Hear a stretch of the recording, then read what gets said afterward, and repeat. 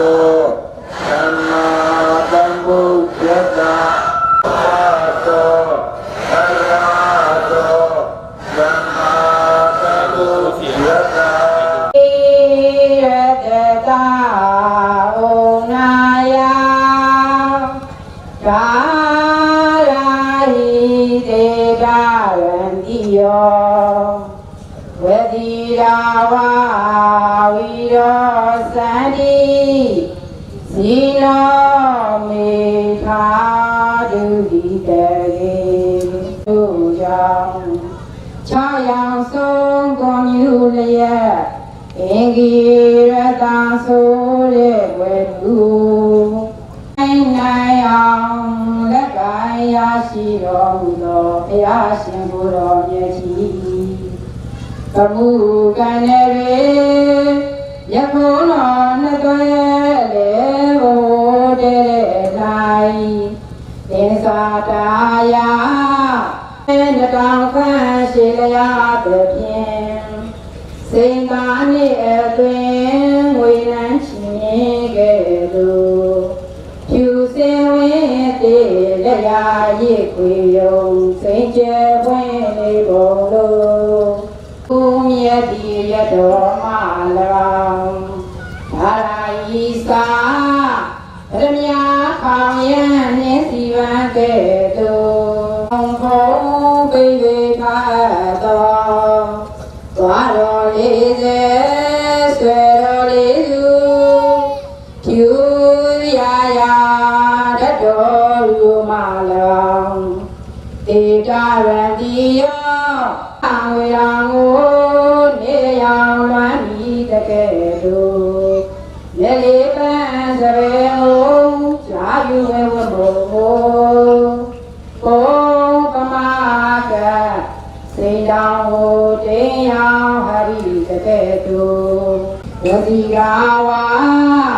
Sini sindwe tiwe tau tiang Singarang ikedo We are Sandy, Pumi Yaduri, say where, to where my Jinula, Shin you the job, and ya the Line, kind,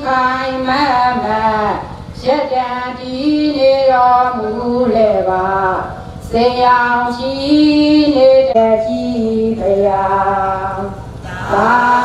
Saru, saru, saru. Jesu,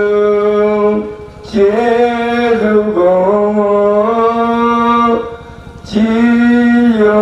miano, leso moju, Sheko Buddha, Punyo Masho, Kadoga Balu Kamya.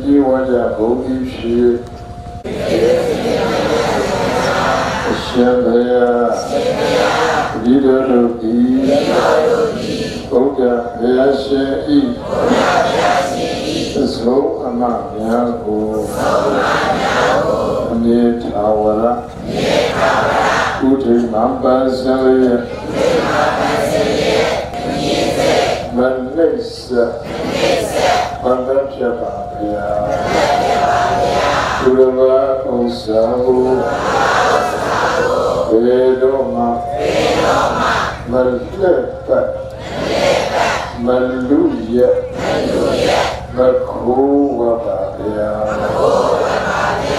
သူတော်ဘာအိယာကိုဘေတော်မှာ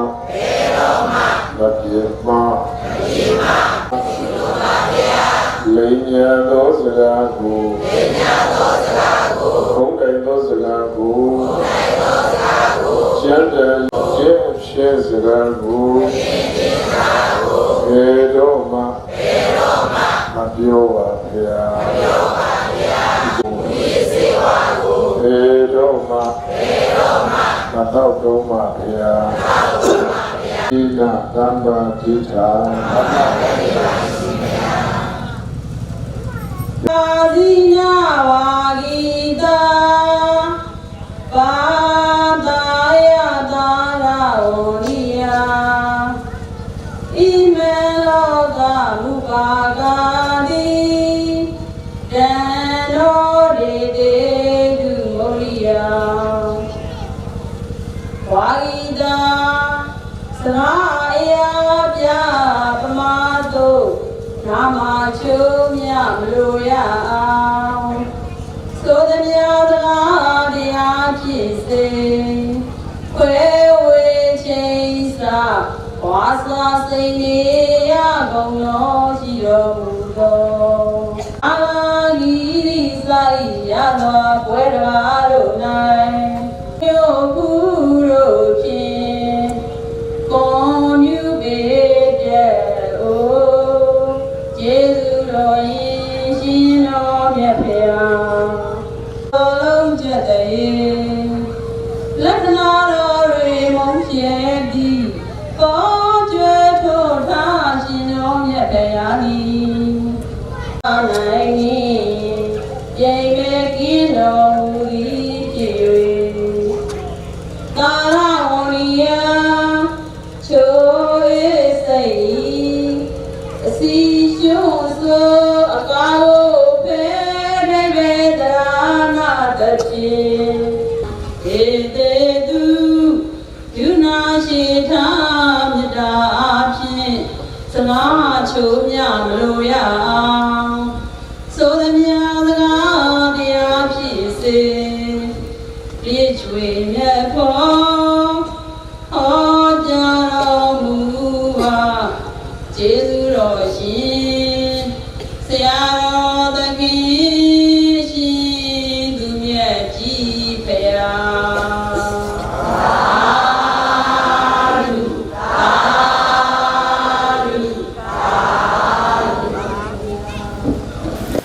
ဒီကနေ့ညသာသနာတော်နှစ်2568ခုနှစ်ခောဇာနဂရ1386ခုနှစ်နတ်တော်လဆန်း9ရက်နေ့ညချမ်းကာလတရားဝကြီးကျင်းပသည့်နေရာကမန္တလေးတိုင်းဒေသကြီးစင့်ခံမြို့နယ်ပညာလိုရွာအလုဒယကဤအဖဥပြေကျော်အမိတော်တူ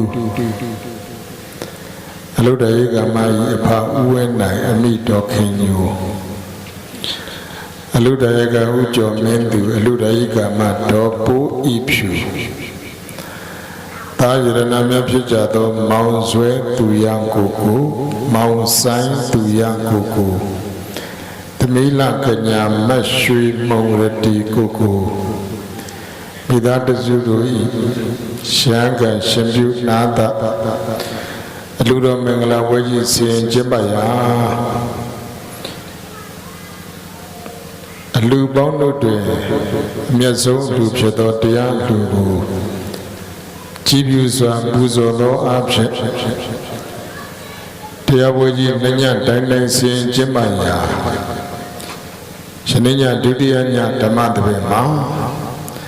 အလုံးသောတရားချစ်ခင်သူတော်စင်များအတွက်အစိုးရရှင်ဗုဒ္ဓဘုရားဟောကြားပေးမဲ့တရားတော်ကကျေးဇူးတိမချမ်းသာရတရားတော်တဲ့ပါတရားပါလေဘုံစီကိုဥကျော်မင်းသူအလူတရေက တရားပွဲလာတဲ့နေချိန်တော့ကသူကအစိုးရတွေကိုတချင်းတောင်းတယ်လို့ပဲကျုပ်လေသူကတရားတောင်းတယ်လေဘုံဘုရားတဲ့တပည့်တော်တရားပွဲတရားကျွတ်တင်တောင်းပါမယ်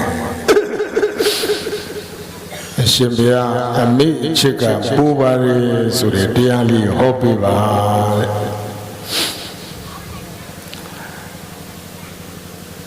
အဲ့တော့အမိအချစ်ကပူပါလေဆိုတဲ့တရားလေးဟောပြပါဆိုတော့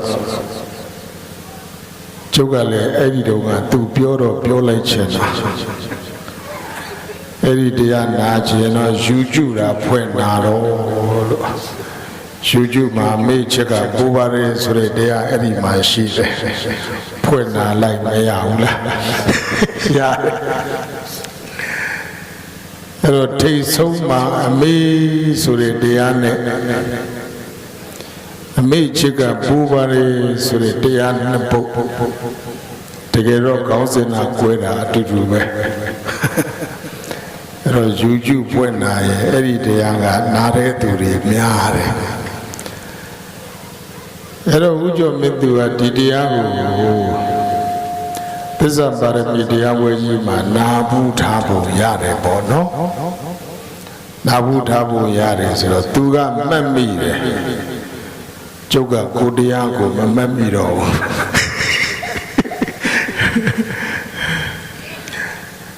ဘုံဘုံတို့ကလည်းတရားပွဲတွေနဲ့ဝေးတာကြာလာဖို့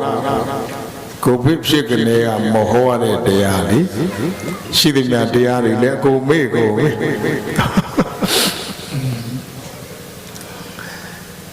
အဲ့တော့ဘုံဘုံကဥကျော်မင်းသူပြောလိုက်ပါတယ်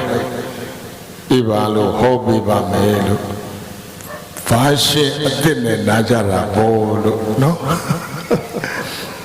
အဲ့တော့ဘုံဘုံကမိဘကျေးဇူးတရားတွေဟောတဲ့အခါမှာဒါသားရိသမီးတွေကမိဘကျေးဇူးတွေသိတယ်မိဘတွေကသဘောကျတာပေါ့သူတို့အတွက်ဟောပေးတာဟုတ်အဲ့တော့ခုလည်းပဲဘုန်းကကျေးဇူးသိမှချမ်းသာရဘာရှင်တဲ့နဲ့ဒါကြည့်တာပေါ့နော်အဲ့တော့ဒီကျေးဇူးသိမှချမ်းသာရဆိုတဲ့တရားဒေသနာတော်မြတ်ကိုမဟောကြားမြင်မနာကြကြသိပြီဘုရားဘုရားရှင်ကိုရောမြတ်ကြီးကိုအရဟံဂုဏ်တော်ကြီးနဲ့ပူဇော်ကြရအောင်အလုံးကိုစီလောက်ချီလိုက်ကြဘုံကအရဟံဂုဏ်တော်ကြီးကိုရှိကတိုက်တည်ပေးမယ်တို့သူတော်ကောင်းများကနောက်ကနေလိုက်ဆိုစီပူဇော်ကြရအောင်အရဟံ1500ကိလေသာဘူပေတို့မှာဝေကြီးဝေတော်မူ၍အေးကြီးအေးတော်မူသောမြတ်စွာဘုရားအရဟံ1500ကိလေသာညစ်ကြေးတို့ကိုဝါဒနာငွေတနဲ့တကဝပေတတ်တော်မူပြီး၍လုံးဝဖြူစင်သန့်ရှင်းကြည်လင်သောစိတ်နှလုံးတော်ရှိတော်မူသောမြတ်စွာဘုရားအရဟံသန္တရာစိတ်ရကြီးကိုချိုးဖြတ်တော်မူပြီး၍ဒုက္ခခံသိမ်းတို့မှာငြိမ်းအေးတော်မူသောမြတ်စွာဘုရားအရဟံမကောင်းမှုအကုသိုလ်အလုံးမှန်သမျှကို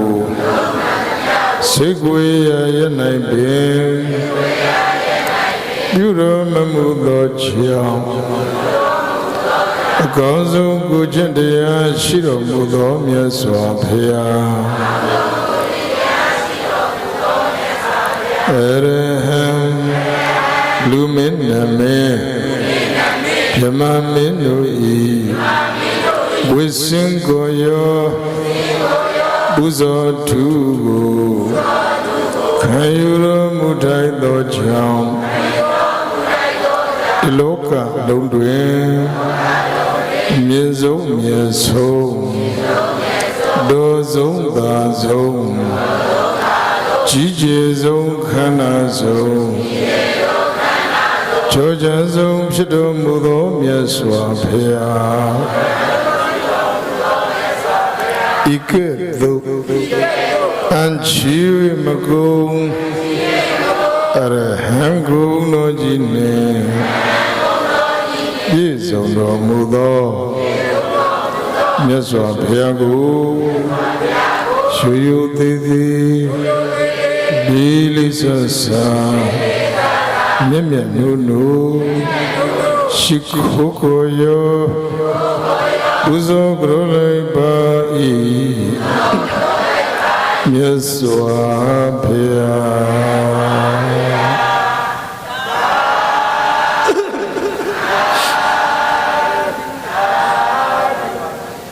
ကျေးဇူးတိမှချမ်းသာရတရားတော်တဲ့ဗာတရားပါလေ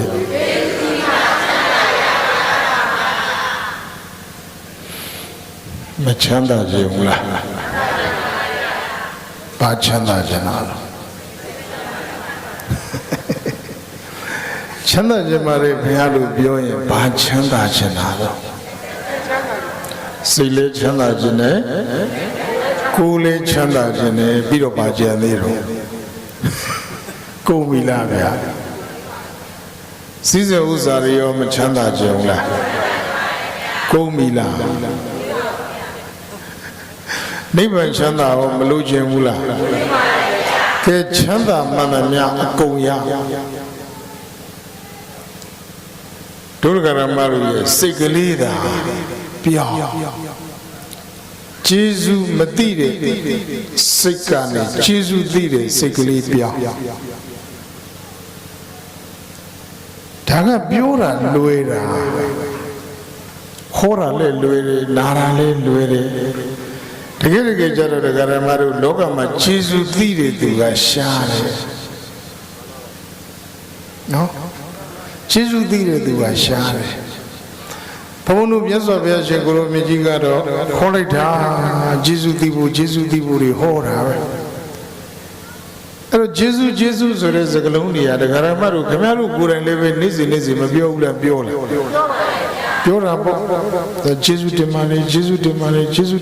ပြောနေတာပဲအဲ့သိလို့တင်တာလားပါဇက်နဲ့ပြောနေတာလားဆိုတော့ပါဇက်နဲ့ပြောနေတာတကမ္ဘာလုံးပြောနေတာ thank you ပြောနေတာအဲ့တော့ဒုက္ခရမတွေတကယ်လေးကျေးဇူးသိတဲ့စိတ်ကလေးသာမွေးလိုက်အဲ့ဒီကျေးဇူးသိတဲ့စိတ်ကိုကချမ်းသာစေတဲ့စိတ်ကျမ်းမာစေတဲ့စိတ်ပျော်ရွှင်စေတဲ့စိတ်ကြည်နူးစေတဲ့စိတ်စီဝါဥစ္စာတိုးတက်စေတဲ့စိတ်စီဝါဥစ္စာချမ်းသာစေတဲ့စိတ်အဲ့ဒီယေရှုသိတဲ့စိတ်ကလေးသာအစစ်မြင့်တယ်လိုက်နိဗ္ဗာန်ထိအောင်ကိုရောက်နိုင်တယ်ဒါလေးပြောင်းပြန်ကြည့်ယေရှုမသိလို့ကတော့စိတ်ချမ်းသာမှုလည်းမရနိုင်ဘူးကိုယ်ကျမ်းမာမှုလည်းမရနိုင်ဘူးယေရှုမသိလို့ကတော့ဇီဝဥစ္စာလည်းမချမ်းသာဘူးယေရှုမသိလို့ကတော့နိဗ္ဗာန်ချမ်းသာနဲ့ဝေးနေပါအဲ့တော့ဒီကနေ့ညဘုံအများကြီးမသိဘူးတစ်မျိုးတည်းပဲယေရှုသိတတ်တဲ့စိတ်ကလေးမွေးအဲ့တော့ယေရှုသိတယ်ဆိုတာဘာပြောတာတော့ကဲကျုပ်တော့တရားနဲ့ဟောပါတယ်ဆိုရင်ရှင်မယောဟောပါဆိုမေးခွန်းတွေပဲပြန်မေးနေတာမေးမှဖြစ်တော့မှဒီလူတွေကိုနော်အဲ့တော့ယေရှုသိတယ်ဆိုတာဘာပြောတာတော့ဆိုတဲ့အခါကျတော့တန်ဖိုးသိတာကိုယေရှုသိတယ်လို့ခေါ်တယ်ပြောဟေ့ပါလေတော့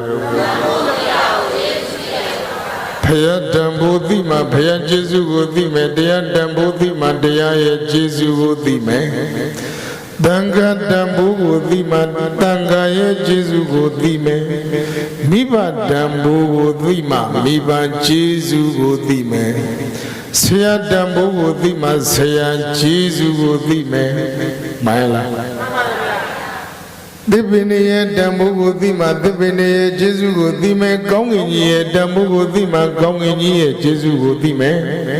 ကဘာမြေကြီးရဲ့တန်ဖိုးကိုသိမှကဘာမြေကြီးရဲ့ကျေးဇူးကိုသိမယ်ရှူနေတဲ့ရှိုက်နေတဲ့လေရဲ့တန်ဖိုးကိုသိမှလေရဲ့ကျေးဇူးကိုသိမယ်မှန်လားဒီကျေးဇူးတွေကပြောလိုက်တဲ့အခါကျတော့ဒကာရမတို့မများဘူးလားများလားနော်အဲ့တော့ရှေးဦးဆိုတာဘုံဘုံတူတူလေးပြောမယ်နံပါတ်1ဒကာရမတို့ဖယားရဲ့တန်ဖိုးကိုသိမှဖယားရဲ့ကျေးဇူးကိုသိလိမ့်မယ်နံပါတ်2ဘယ်သူတန်ဖိုးသိရမှာတော့ဖယားတန်ဖိုးသိမှဖယားကျေးဇူးသိမယ်ဖယားတန်ဖိုးမှမသိရင်ဖယားကျေးဇူးလည်းမသိဘူးဆိုရင်ဘုရားတန်ဖို့မသိဘူးဘုရားကျေးဇူးမှမသိဘူးဆိုရင်ဒီလူများသည်ဘုရားရှိခိုးတော်အိမ်မှာမဟုတ်ဘုရားမှာရှိခိုးမအိပ်ဘူးဆိုရင်ဘုရားပြောသမျှဟောသမျှတွေလေနားထောင်မှလည်းမဟုတ်ဘုရားဟောသမျှပြောသမျှတွေမှနားမထောင်ဘူးဆိုရင်လေဒီလူတွေချမ်းသာစရာအကြောင်းမရှိဘူးတဲ့ဒီကနေ့နိဗ္ဗာန်ရသွားကြတဲ့သူတွေမှန်သမျှအရိယသူတော်စင်တွေဖြစ်သွားကြတဲ့သူတွေမှန်သမျှဘု து တန်ဖိုးသိလို့ဘု து ကျေးဇူးသိလို့ဘု து စကားနားထောင်လို့ဘု து တရားကျင့်လို့ဘုရားတရားကျင့်တော့ဒကာရမတို့မချမ်းသာဘူးလား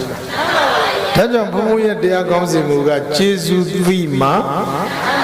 ချမ်းသာရအဲ့တော့ဒီကနေ့ဗုဒ္ဓဘာသာဝင်တွေသူတော်စင်တွေဖြစ်ကြပြီမယ်လို့ဒုဒကာရမတို့ဘုရားကျေးဇူးသိတဲ့သူကနည်းနည်းလေးပဲဘာကြောင့်ဘုရားကျေးဇူးမသိတော့ဆိုလို့ရှိရင်တော့ဘုရားတန်ဖိုးမှမသိတာ哦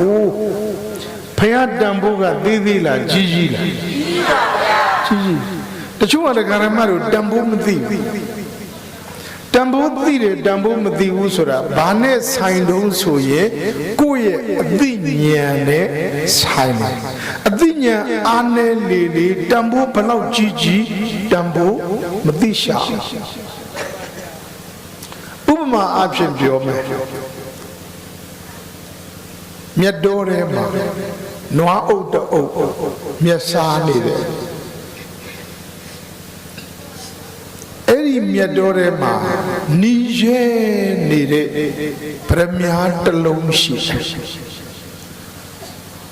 နွားတွေကအဲ့ဒီဗရမ ्या ကြီးနီးရဲနေတာမမြင်ဘူးလားမြတ်တော်ကြီးထဲမှာသူတို့ဘာစားဘာဦးရှောင်းနေကြကဲသူတို့သိတာကသူတို့ရဲ့အသိဉာဏ်ကမျက်လောက်ပဲသူတို့ကသိတာလေမျက်လောက်သိတော့မျက်ကိုပဲစားတာပေါ့ကဲဒုဒကာရမတွေဒါအဲ့ဒီမြတ်တော်ကြီးတွေရောက်သွားမယ်ဆိုလို့ရှိရင်နွားရီနာရောက်သွားမယ်ဆိုလို့ရှိရင်ခမည်းတော်ကမျက်စားမှာလားဘာကြီးတွေ့ဟာပွားပြီပေါ့ကဲအဲ့ဒါလူနဲ့နွားနဲ့ဘာကွာနေတာနွားတိပရမ ्या ရဲ့တန်ဖိုးကိုမသိဘူးမသိတဲ့အတွက်ကြောင့်မလို့ तू ကမျက်လောက်ပဲစားလူကတော့ဖြစ်ဒုဒကာရမတွေကတော့ဖြစ်ပရမ ्या ရဲ့တန်ဖိုးကိုသိတဲ့အတွက်ကြောင့်မလို့အဲ့ဒီပရမ ्या ကြီးယူလာပြီးတော့မှဒကာရမတို့ကအမေဒီပရမ ्या ကြီးကိုပြီးတန်ပရမ ्या ကြီးမလို့ရောင်းစားလိုက်လို့ကတော့အေးစစ်စစ်မချမ်းသာဘူးလားဒါတန်ဖိုးသိတာနဲ့မသိတာနဲ့ကိုဟာနေခရိုင်းရိုင်းပြောရရင်ဒကာရမတို့ မြတ်စွာဘုရားရှင်ကိုရောမြတ်ကြီးသည်ဒကာရမတို့တခေပြည်တံပရမကြီးမဟုတ်ဘူးစัจ java လာကြီးနဲ့တန်ဖိုးမဖြတ်နိုင်တော့အောင်အဲ့လိုအင်မတန်တန်ဖိုးကြီးတဲ့မြတ်စွာဘုရားဒါပေမဲ့ဒီဘုရားရဲ့တန်ဖိုးကိုမသိဘူးဆိုတော့လူတွေဟာလူဘဝတော့ရောက်လာကြတယ်ငါးပါးအာယုံကာမဂုဏ်ဆိုတဲ့မြတ်တွေစားပြီးတော့ပြန်ညငါးပါးအာယုံကာမဂုဏ်ဆိုတဲ့မြတ်တွေစားပြီးတော့ပြန်ညကောင်းကောင်းအိမ်မယ်ကောင်းကောင်းစားမယ်ကောင်းကောင်းဝတ်မယ်ကောင်းကောင်းနေမယ်ဒီလောက်နဲ့ပဲတရားဓမ္မတို့အိုနာသေးဘဝဆုံးမသွားဘူးလားဆုံးသွားပါဘူးကဲမြတ်စွာဘုရားတည်ဟူသောပရမကြီးကိုမမြင်မသိတန်ဖိုးမထားမိတဲ့ခါကျတော့မြတ်စွာဘုရားဟောတဲ့တရားတွေမနာယူမကျင့်သုံးတော့တကယ်နိဗ္ဗာန်ဆိုတဲ့ချမ်းသာအစစ်အမှန်ကြီးနဲ့မလွယ်ဘူးလားလွယ်လားရှင်းလားအဲ့တော့ငါးပါးအာယုံကာမဂုဏ်တွေကဘာနဲ့တူတယ်မြတ်နဲ့တူတယ်ဟုတ်လားဟဲ့ဘုရားရှင်ကိုရောမြတ်ကြီးကဘာနဲ့တူတယ်ပရမယရဏကြီးနဲ့မတူဘူးလားဒါဆိုရင်ခမရတို့တွေကဘာနဲ့ကြုံမပြောဘူးနော်ကြုံမပြောဘူးပရမယရဏကြီးကိုတန်ဖိုးထားတတ်တဲ့ထားနိုင်တဲ့လူတွေဖြစ်အောင်တရားဓမ္မတို့ကျုပ်တို့ခမရတို့စူးစမ်းမယ်ဆိုရင်ဖယားကျေးဇူးတွေမသိဘူးလားဖယားကျေးဇူးတွေသိတယ်ဆိုရင်ဖယားနဲ့ပတ်သက်တဲ့ဆုံးမတွေကိုနာယူကျင့်သုံးကြမယ်ဆိုရင်တရားဓမ္မတို့နိဗ္ဗာန်တည်းဟူသောချမ်းသာမြတ်ကြီးကိုတို့တွေရရှိခံစားနိုင်တယ်ဆိုတာဖယားရဲ့ကျေးဇူးကိုသိလို့ချမ်းသာရာမိုင်လားဒါဆိုဒီနေ့ဒီချိန်ကစပြီးဒီတရားပွဲကစပြီးတော့တရားဓမ္မတို့ဘသူကျေးဇူးကိုသိအောင်ကြိုးစားမယ်ဘသူတန်ဖိုးတွေသိအောင်ကြိုးစားမယ်ဖယားရဲ့တန်ဖိုးတွေသိအောင်ကြိုးစားမယ်ဒါတစ်ချက်မှန်လားမှန်ပါတယ်ဗျာနောက်တရားဓမ္မတို့တရားရဲ့တန်ဖိုးမသိဘူးဆိုရင်တရားရဲ့ကျေးဇူးလည်းသိပါမလားတရားကျေးဇူးမှမသိဘူးဆိုရင်တရားဓမ္မတို့တရားနဲ့ဝေးမှလားနီးမှလားခမရတို့နီးနေတဲ့လူတွေလားဝေးနေတဲ့လူတွေလားကိုကမယုံပြောတယ်မလုံးပေါ့ဗျာမလုံးပေါ့နော်ဒါမဲ့လူကတရားပွဲကြီးလာတဲ့ခါကျတော့ကျုပ်ကတော့ခမရတို့ကတရားနဲ့နီးလို့လာတာပေါ့ဝေးနေလာပါမလားတရားပွဲကျင့်ပါတယ်ဆိုတာကိုခဒီကနေ့ဥကျော်မင်းသူတို့နည်းနည်းတော့မြောက်ပြောလိုက်အောင်ပါအဲ့တော့ဥကျော်မင်းသူတို့တော်ပိုးဤဖြူတို့ကအလူမင်္ဂလာပွဲကြီးကျင့်ပါတယ်တရားပွဲဘယ်နှညတော်ထက်တရားနှညထက်တယ်ဆိုတာတရားတန်ဖို့သိလို့လားမသိလို့တရားကိုမကြည်ညိုလို့လားကြည်ညိုလို့ဟောတရားတန်ဖို့သိတယ်တရားကြည်ညိုတယ်ဆိုတဲ့ခါကျတော့ဟောအလူမှတရားဝေးထက်တချို့ကျတော့တရားတန်ဖိုးလည်းမသိဘူးတရားကျေးဇူးလည်းမသိတဲ့ခါကျတော့တရားဝဲကြီးလုပ်တယ်ရှုပ်ပါတယ်တရားဝဲပါတဲ့အလူနဲ့မပါတဲ့အလူပဲအများတယ်မပါတဲ့အလူကများတယ်ဆိုတော့အလူတကာလူမာတွေဘာတန်ဖိုးမသိလို့ဘသူဘာကျေးဇူးမသိလို့တရားကျေးဇူးမှမသိဘူးဆိုရင်တရားတော်ကပေးတဲ့ချမ်းသာရနိုင်မှာမလားဒီကနေ့ဥကျော်မင်းသူတို့တော်ဘိုးဤဖြူတို့ကတရားပွဲနှစ်ညတော်ချတရားပွဲချလာတော့မှအမေတာမန်ဘုန်းကြီးတွေနဲ့ချတာမဟုတ်ဘူးနိုင်ငံကျော်ဓမ္မဂတိကာတွေနဲ့ချမင်းညကရှင်နေမင်းဟောတော့ဗာတရားတွေဟောတော့ဟမ်နှလုံးသားတွေကသင်္ကေတမေသူကလည်းကြပြဆန်းဆန်းကြီးကဲနှလုံးသားတွေကသင်္ကေတကျုပ်တော်ဘာတွေဟောသွားတယ်မသိဘူးခင်ဗျားတို့တွေတရားအသိဉာဏ်မရလိုက်ဘူးလားအဲ့ဒီတရားအသိဉာဏ်တိုင်းဒကာရမတွေတကယ်သာလိုက်နာကျင့်သုံးကြည့်လိုက်အဲ့ဒီလိုက်နာကျင့်သုံးတဲ့သူတွေမှာချမ်းသာမှုဆိုတာမရဘူးလေရဒါကျေးဇူးသိမှချမ်းသာရဒါတရားဝဲချခြင်းရဲ့အကျိုးကျေးဇူးခ ခမရတို့ကတရားပွဲလို့သာပြောတာတကယ်ခမရတို့စဉ်းစားကြည့်တရားပွဲချပေးမဲ့သူသာမရှိရင်ခမရတို့တွေတရားနဲ့ဝေးဘာဖြစ်လို့ဆိုတော့ဘုန်းကြီးကျောင်းတရားလာနာပါဆိုတော့နာမမနာပဲနဲ့တကယ်တော့ဘုန်းကြီးစာသင်ကျောင်းနေမှာဘာသင်တယ်စာသင်ပြီးတော့ကလေးတွေစာမတက်ဘူးလားဒါဆိုစာသင်ကျောင်းတွေကစာသင်ပေးတဲ့ကျောင်းတွေဖြစ်တော့ကလေးတွေစာတက်ပညာတက်တယ်ဆိုရင်ဘုန်းကြီးကျောင်းတွေကဘာသင်ပေးရမှာတရားတွေသင်ပေးရင်ခင်ဗျားတို့တရားတွေမတက်ဘူးလားဘုန်းကြီးကျောင်းတွေကတရားသင်ပေးလားအဲ့လိုနေတာဘုန်းကြီးကျောင်းဆိုတာတရားသင်ပေးတဲ့ကျောင်းဖြစ်တရားသင်ပေးတဲ့ကျောင်းဆိုရင်ဒကာရမတွေကတရားတွေတက်ကုန်မှာပေါ့အခုတော့ဘုန်းကြီးတွေကလည်းမသင်ဘူးခမရတို့ကလည်းကျောင်းမတက်ဘူးအဲ့တော့ဘုန်းကြီးကပဲတရားမသင်တာလားခမရတို့ကပဲကျောင်းမတက်တာလားဟမ်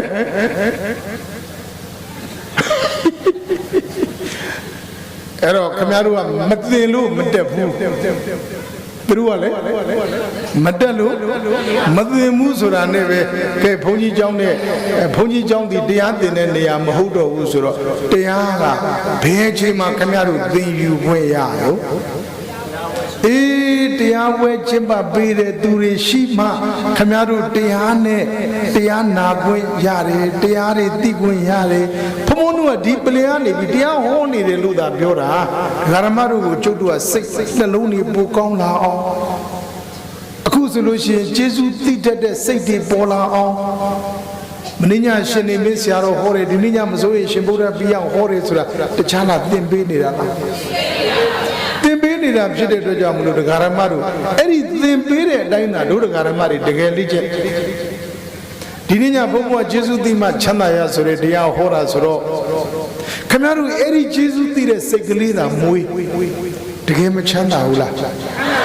အေးဒါကြောင့်မလို့တရားဝဲကျင့်ပပေးကြတဲ့အလူတွေကဥကျော်မင်းသူအလူတိုင်းကမှဒေါ်ပိုးဤဖြူတို့ဟာတရားယေရှုသိတဲ့သူတွေလားမသိတဲ့သူတွေလားဟောတရားယေရှုသိတဲ့ခါကျတော့တရားဝဲကျင့်ပတော့သူတို့လည်းတရားနာဒကာရမတွေလည်းတရားနာဆွေမျိုးတွေလည်းတရားနာဟောပညာလောကြီးရွာကျုပ်မနေဖက်ရတယ်ခင်ဗျားတို့ရွာနာမည်ဟုတ်တခါမှမကြောက်ဘူးနော်ထူးထူးခြားခြားနာမည်ဖြစ်အဲ့တော့ပညာလောကြီးရွာကဒကာရမလေးတရားနာဒီတရားအသိဉာဏ်နေနဲ့ဒကာရမတို့တကယ်ကိုသာတရားတန်ဖိုးတွေသိပြီးတော့တရားရဲ့အဆုံးအမတွေတိုင်းသာဒကာရမတို့လိုက်နာမယ်ဆိုရင်သိချာဖို့မချမ်းသာဘူးလားချမ်းသာပါဒါကြောင့်ယေရှုသိမှချမ်းသာရာအဲ့တော့နံပါတ်1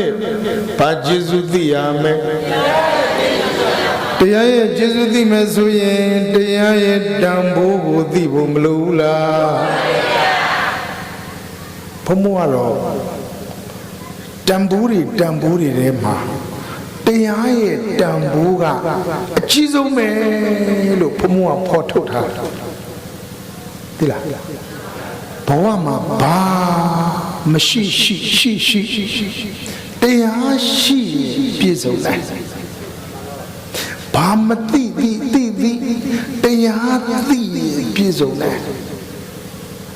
ဟုတ်ပြီနော်ဒါကဒကာရမတို့ဘဝမှာဘာအရေးကြီးဆုံးလဲဆိုတာကိုနားလည်သဘောပေါက်စေချင်လားဘဝမှာဘာအရေးကြီးဆုံးလဲအရေးကြီးစရာတွေအများကြီးရှိတယ်အဲ့ဒီအရေးကြီးဆုံးတွေထဲမှာဒကာရမတို့တရားကအရေးကြီးဆုံးဘာရှိမရှိတရားရှိရင်ချမ်းသာတယ်ဘာသိမသိတရားသိရင်ချမ်းသာတယ်ဘာတွေရှိတရားမရှိရင်မချမ်းသာဘူးဘာတွေသိတရားမသိရင်မချမ်းသာရှင်းနေတာနော်တရားဟုတ်လားအခုခင်ဗျားတို့မှလိုးနေတာကဟမ်စားစရာလိုလားအိပ်စရာလိုလားနေစရာလိုလားဝတ်စရာလိုလားဘာလိုးနေတာလို့ဒီနေ့ညသိရင်တော်ပြီရတာ ဟုတ်ပြီနော်ဘဝမှာဘာလို့နေတာတော့ဖုံးပြတာဘာရှိမရှိတရားရှိရင်ချမ်းသာတယ်ဘာသိမသိတရားသိရင်ချမ်းသာတယ်ဘာတွေပဲရှိတရားမရှိသေးတဲ့၍ချမ်းသာသေးဘူးဘာတွေပဲသိတရားမသိသေးတဲ့၍ချမ်းသာသေးဘူးလို့မှတ်ထားမှန်လားအဲ့တော့တရားသိဖို့နဲ့တရားရှိဖို့ဆိုတာတရားတန်ဖိုးနဲ့တရားကျေးဇူးကိုသိဖို့တော့လိုတာပေါ့မှန်လားဒါဆိုရင်ဘုရားကျေးဇူးသိရင်ချမ်းသာတယ်တရားကျေးဇူးသိရင်ချမ်းသာတယ်တန်ခါကျေးဇူးတွေသိဖို့ရောမလိုဘူးလားတန်ခါကျေးဇူးကိုသိဖို့ဆိုရင်တန်ခါတန်ဖိုးကိုသိဖို့လိုတယ်တချို့ကပြောတယ်ဟိုဖုံမြောင်းမြဘက်ကိုရောက်တယ်မနစ်ကတရားဝဲတော့မြောင်းမြအဲ့ဒီဘက်မှာအံ့ဩတဲ့ရွာတွေရှိတယ်ဗျာဂိုင်းရှိတယ်သူကဗုဒ္ဓဝါဒီဂိုင်းနဲ့ရွာတွေအဲ့ဒီရွာတွေကတန်ခါမကိုးွယ်ဘူးအံ့ဩစရာကြီးတန်ခါမကိုးွယ်ဘူးဆိုလဲမလောက်ဘူးဝေလဲမချဘူးတန်ခါတွေသူတို့ရွာလာလို့လည်းမရဘူးသူတို့ကတန်ခါအရေးမကြီးဘူးဖယားအရေးကြီးတယ်တရားအရေးကြီးတယ်ဟုတ်မယ်တရဏဂုံသုံးပါးမှာတန်ခါတရဏကိစ္ဆာနိလောက်စရာမလိုတဲ့ဒါဆိုတော့သူတို့ကဘသူတွေကဟောတော့ဆိုတော့ဗုဒ္ဓတရားတွေကိုလူတွေကအောင်မယ်ဘုဖြူစင်ကြယ်တွေဝတ်ပြီးတော့သူတို့ဟောတာလူတွေကဆရာကြီးလောက်တာအော်စရာကောင်းတဲ့ခိုင်းတော့ရှိတယ်နော်ရှိတယ်တန်ခါအရေးမကြီးဘူးဘုန်းကြီးကြောင့်လည်းမရှိဘူးမလိုဘူးအဲ့တော့ဒုဒကရမတို့အဲ့ဒီရွာကလူတွေဟာအဲ့နာလေးပတ်ဝန်းကျင်ရွာတွေလူတွေထောင်ချီရှိတာတန်ခါကိုပယ်ထားတယ်မှန်လားစဉ်းစားကြည့်မယ်ဆိုဒကရမတို့မြတ်စွာဘုရားကိုရောမြတ်ကြီးကတန်ခါကိုမြတ်စွာဘုရားကိုရောမြတ်ကြီးကအလေးအနက်ပြုတ်ပြီးတော့မှကိုတန်ခါတန်ဖိုးတွေဟောခဲ့တာမရှိဘူးလားစဉ်းစားကြည့်လေမြတ်စွာဘုရားရှင်ကိုရောမြတ်ကြီးကိုနှုတ်ကြိုတိုက်ကျွေးပြီးတော့မွေးခဲ့တဲ့မိတွေးတော်ဂေါရမီကြားဘူးတယ်မလားမိတွေးတော်ဂေါရမီကသူသားတော်ကြီးအတွက်သူကိုယ်တိုင်သင်္ကန်းကြီးကိုချုပ်ပြီးတော့မှမြတ်စွာဘုရားရှင်ကိုရောမြတ်ကြီးကိုမိုင်900လောက်ဝေးတဲ့နေရာကနေပြီးတော့မှချီချင်းလာပြီးတော့သားဘုရားအတွက်သင်္ကန်းကြီးကိုလမ်းပြီးတော့လှူတဲ့အခါမိုင်900ခကြီးဖဏမစီးပဲနဲ့သင်္ကန်းကြီးခေါင်းပေါ်ရွက်ပြီးတော့သားဘုရားကိုသင်္ကန်းလှူခြင်းလို့ရောက်လာတာသားတော်ဘုရားအတွက်အမေကိုယ်တိုင်အမျက်တနိုးလှူခဲ့တဲ့ဟောဒီသင်္ကန်းကြီးအမေကိုယ်တိုင်ရက်လုပ်ခဲ့တဲ့သင်္ကန်းကြီးသားတော်ဘုရားကိုအမေမျက်နိုးကြီးလှူတာဆိုတော့မြတ်စွာဘုရားမေရောတဲ့မေရောကိုယ်တိုင်အမျက်တနိုးနဲ့ရက်လုပ်ခဲ့တဲ့ဟောဒီသင်္ကန်းကြီးကိုသားတော်ကိုမလှူပါနဲ့သားတော်ကိုလှူတာထက်ပိုပြီးတော့ထိုက်တန်သွားအောင်မေရောတန်ခသဓိမတံကိဒိဋ္ဌံမဟဖလံမြတ်စွာဘုရားဟောတာတန်ခသဓိမသံဃာတော်ကိုလှူလိုက်ပါတံကိဒိဋ္ဌံမဟဖလံသံဃာတော်ကိုပေးလူခြင်းဟာမေရောအမျက်တနိုးရက်လုခဲ့တဲ့သင်္ကန်းကြီးက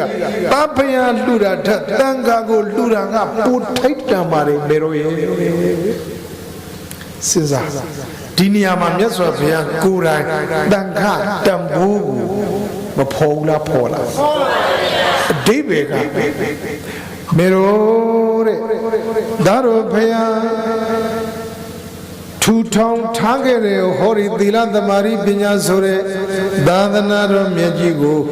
သားတော်ဘုရားစွမ်းနိုင်ရင်45နှစ်ထဲပါသားတော်ဘုရားကြောင့်ဒီသာသနာတည်ရရင်45နှစ်ထဲပါတဲ့ဒါတော်မရှိတဲ့နောက်ပိုင်းမှာသံဃာတော်ရှင်သူမြတ်တွေကဒီသီလသမารိပညာဆိုတဲ့အဆုံးအမသာသနာတော်မြတ်ကြီးကိုတည်တံ့ခိုင်မြဲအောင်စောင့်ရှောက်နိုင်တာက9000မကဘယ်လောက်မက နေပေါင်း9တော်မကကြာအောင်စောင့်ရှောက်နိုင်မယ်လိမ့်မယ်မဲတော့စဉ်းစားကြည့်အခုဆိုလို့ရှိရင်တရားဓမ္မတို့မြတ်စွာဘုရားပြိဋိဘံစံသွားတာဒီကနေ့2568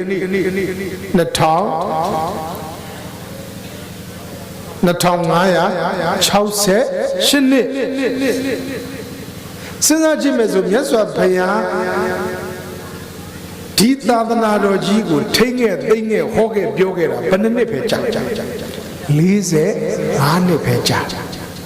45နှစ်နောက်ပိုင်းမှာဒီသာသနာတော်ကြီးကိုဒီလိုမျိုးကြီးအချိန်ကြာကြီးစွမ်းဆောင်နိုင်ခဲ့တာဘယ်သူတွေတော့ရှင်းရလားဒါကြောင့်မို့လို့ဘုရားရှိတော်ကဘုရားယရနာတိအဓိကဘုရားမရှိတော့တဲ့အချိန်မှာတန်ခါယရနာတိအဓိကဘုရားရှိတော်ကဘုရားရှိလို့တရားရှိတရားရှိလို့တန်ခါရှိတယ်လို့ပြောလို့ရတယ်ဘုရားရှိလို့တရားရှိတယ်ဘုရားရှိလို့တန်ခါရှိအခုဘုရားမရှိတော့တဲ့နောက်ပိုင်းမှာတန်ခါရှိမှတရားရှိတရားရှိမှဘုရားရှိတာဟုတ်တယ်လားမြတ်စွာဘုရားရှင်ကိုရောမြတ်ကြီးကိုယ်တိုင်ဟောထားတဲ့တရားမြင်မှဘုရားကိုမြင်အောင်ကြည့်နိုင်တာတရားမြင်အောင်မကြည့်နိုင်ရင်ဘုရားလည်းမြင်အောင်မကြည့်နိုင်ဘူးတဲ့မှန်လားအဲ့ဒါတန်ခတန်ဖို့ဒီလောက်ကြီးနေတာကြီးကိုအခုနကဗုဒ္ဓဝါဒီခိုင်းကလူတွေပြောပါတယ်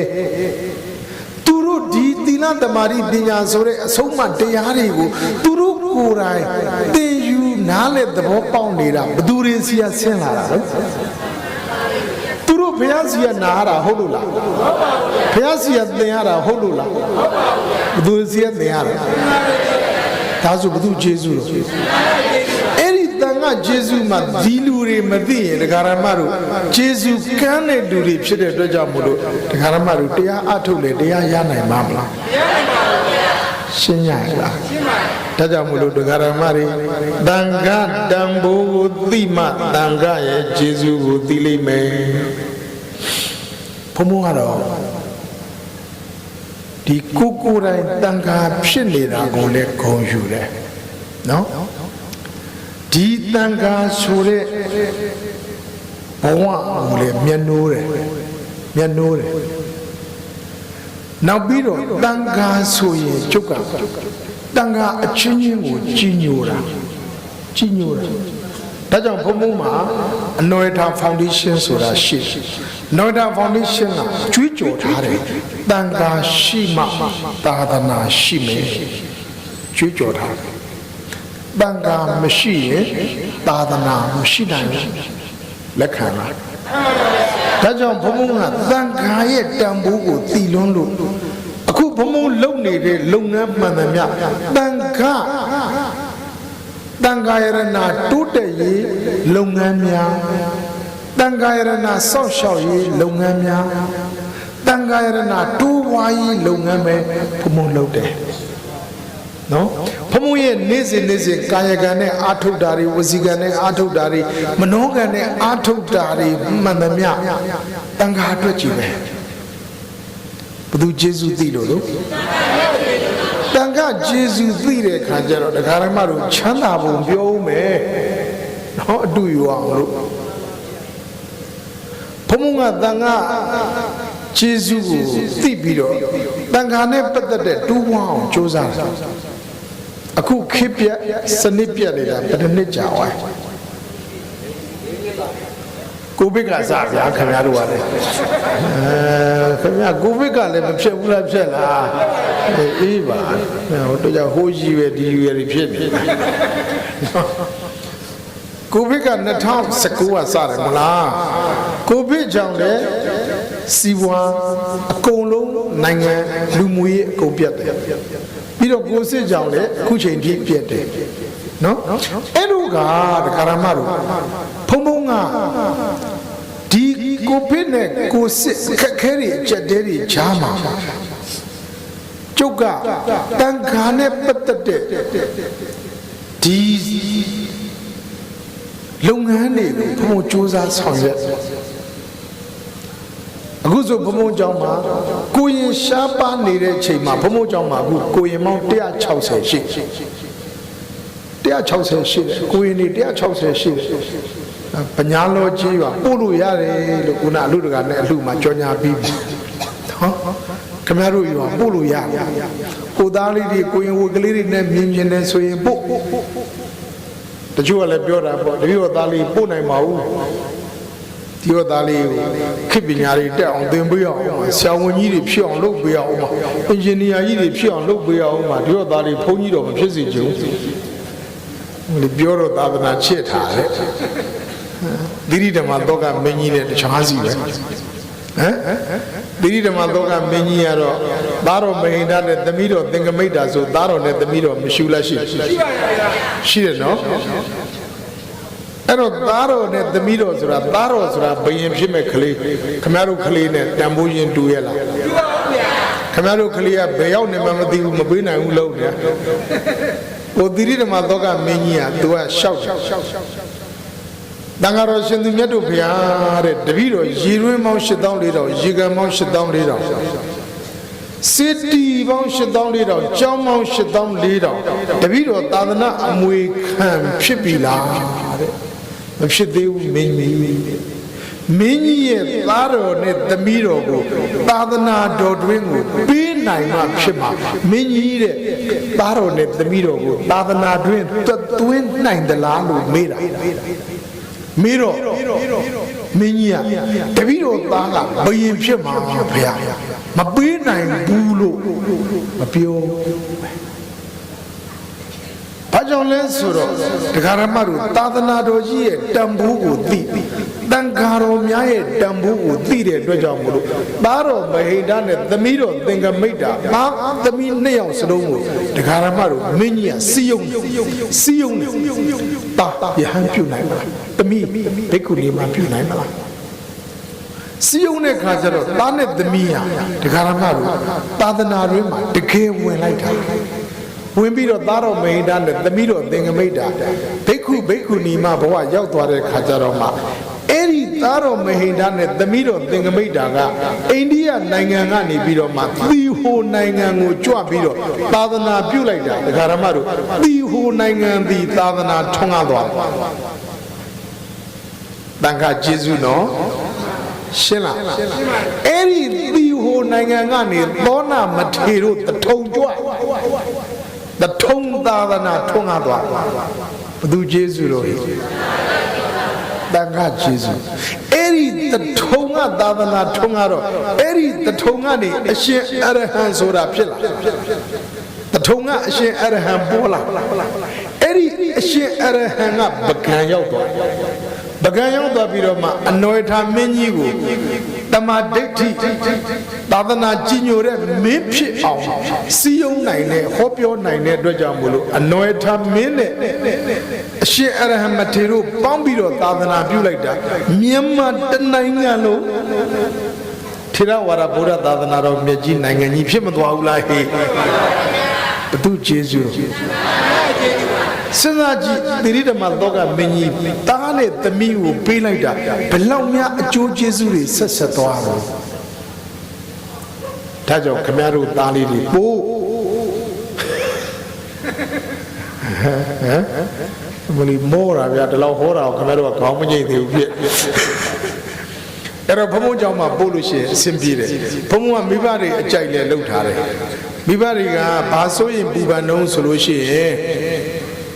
တကယ်လို့သားလေးကသာသနာပေါ်မှာမပြောဘူးဆိုလို့ရှိရင်ခေပညာမတက်ရင်ဒီတွေးမလားဘူးလားမပူနဲ့အဲ့ဒီလိုမတက်မှာမပူနဲ့ဘုံဘုံကြောင့်မှာကလောကီလည်းသင်ပေးတယ်လောကုတ္တရာလည်းသင်ပေးတယ်လာလေလောကီကိုစနတန်းထိအောင်ဘုံဘုံတို့တကယ်အစိုးရအထက်တန်းနေနဲ့သင်ပေးတာ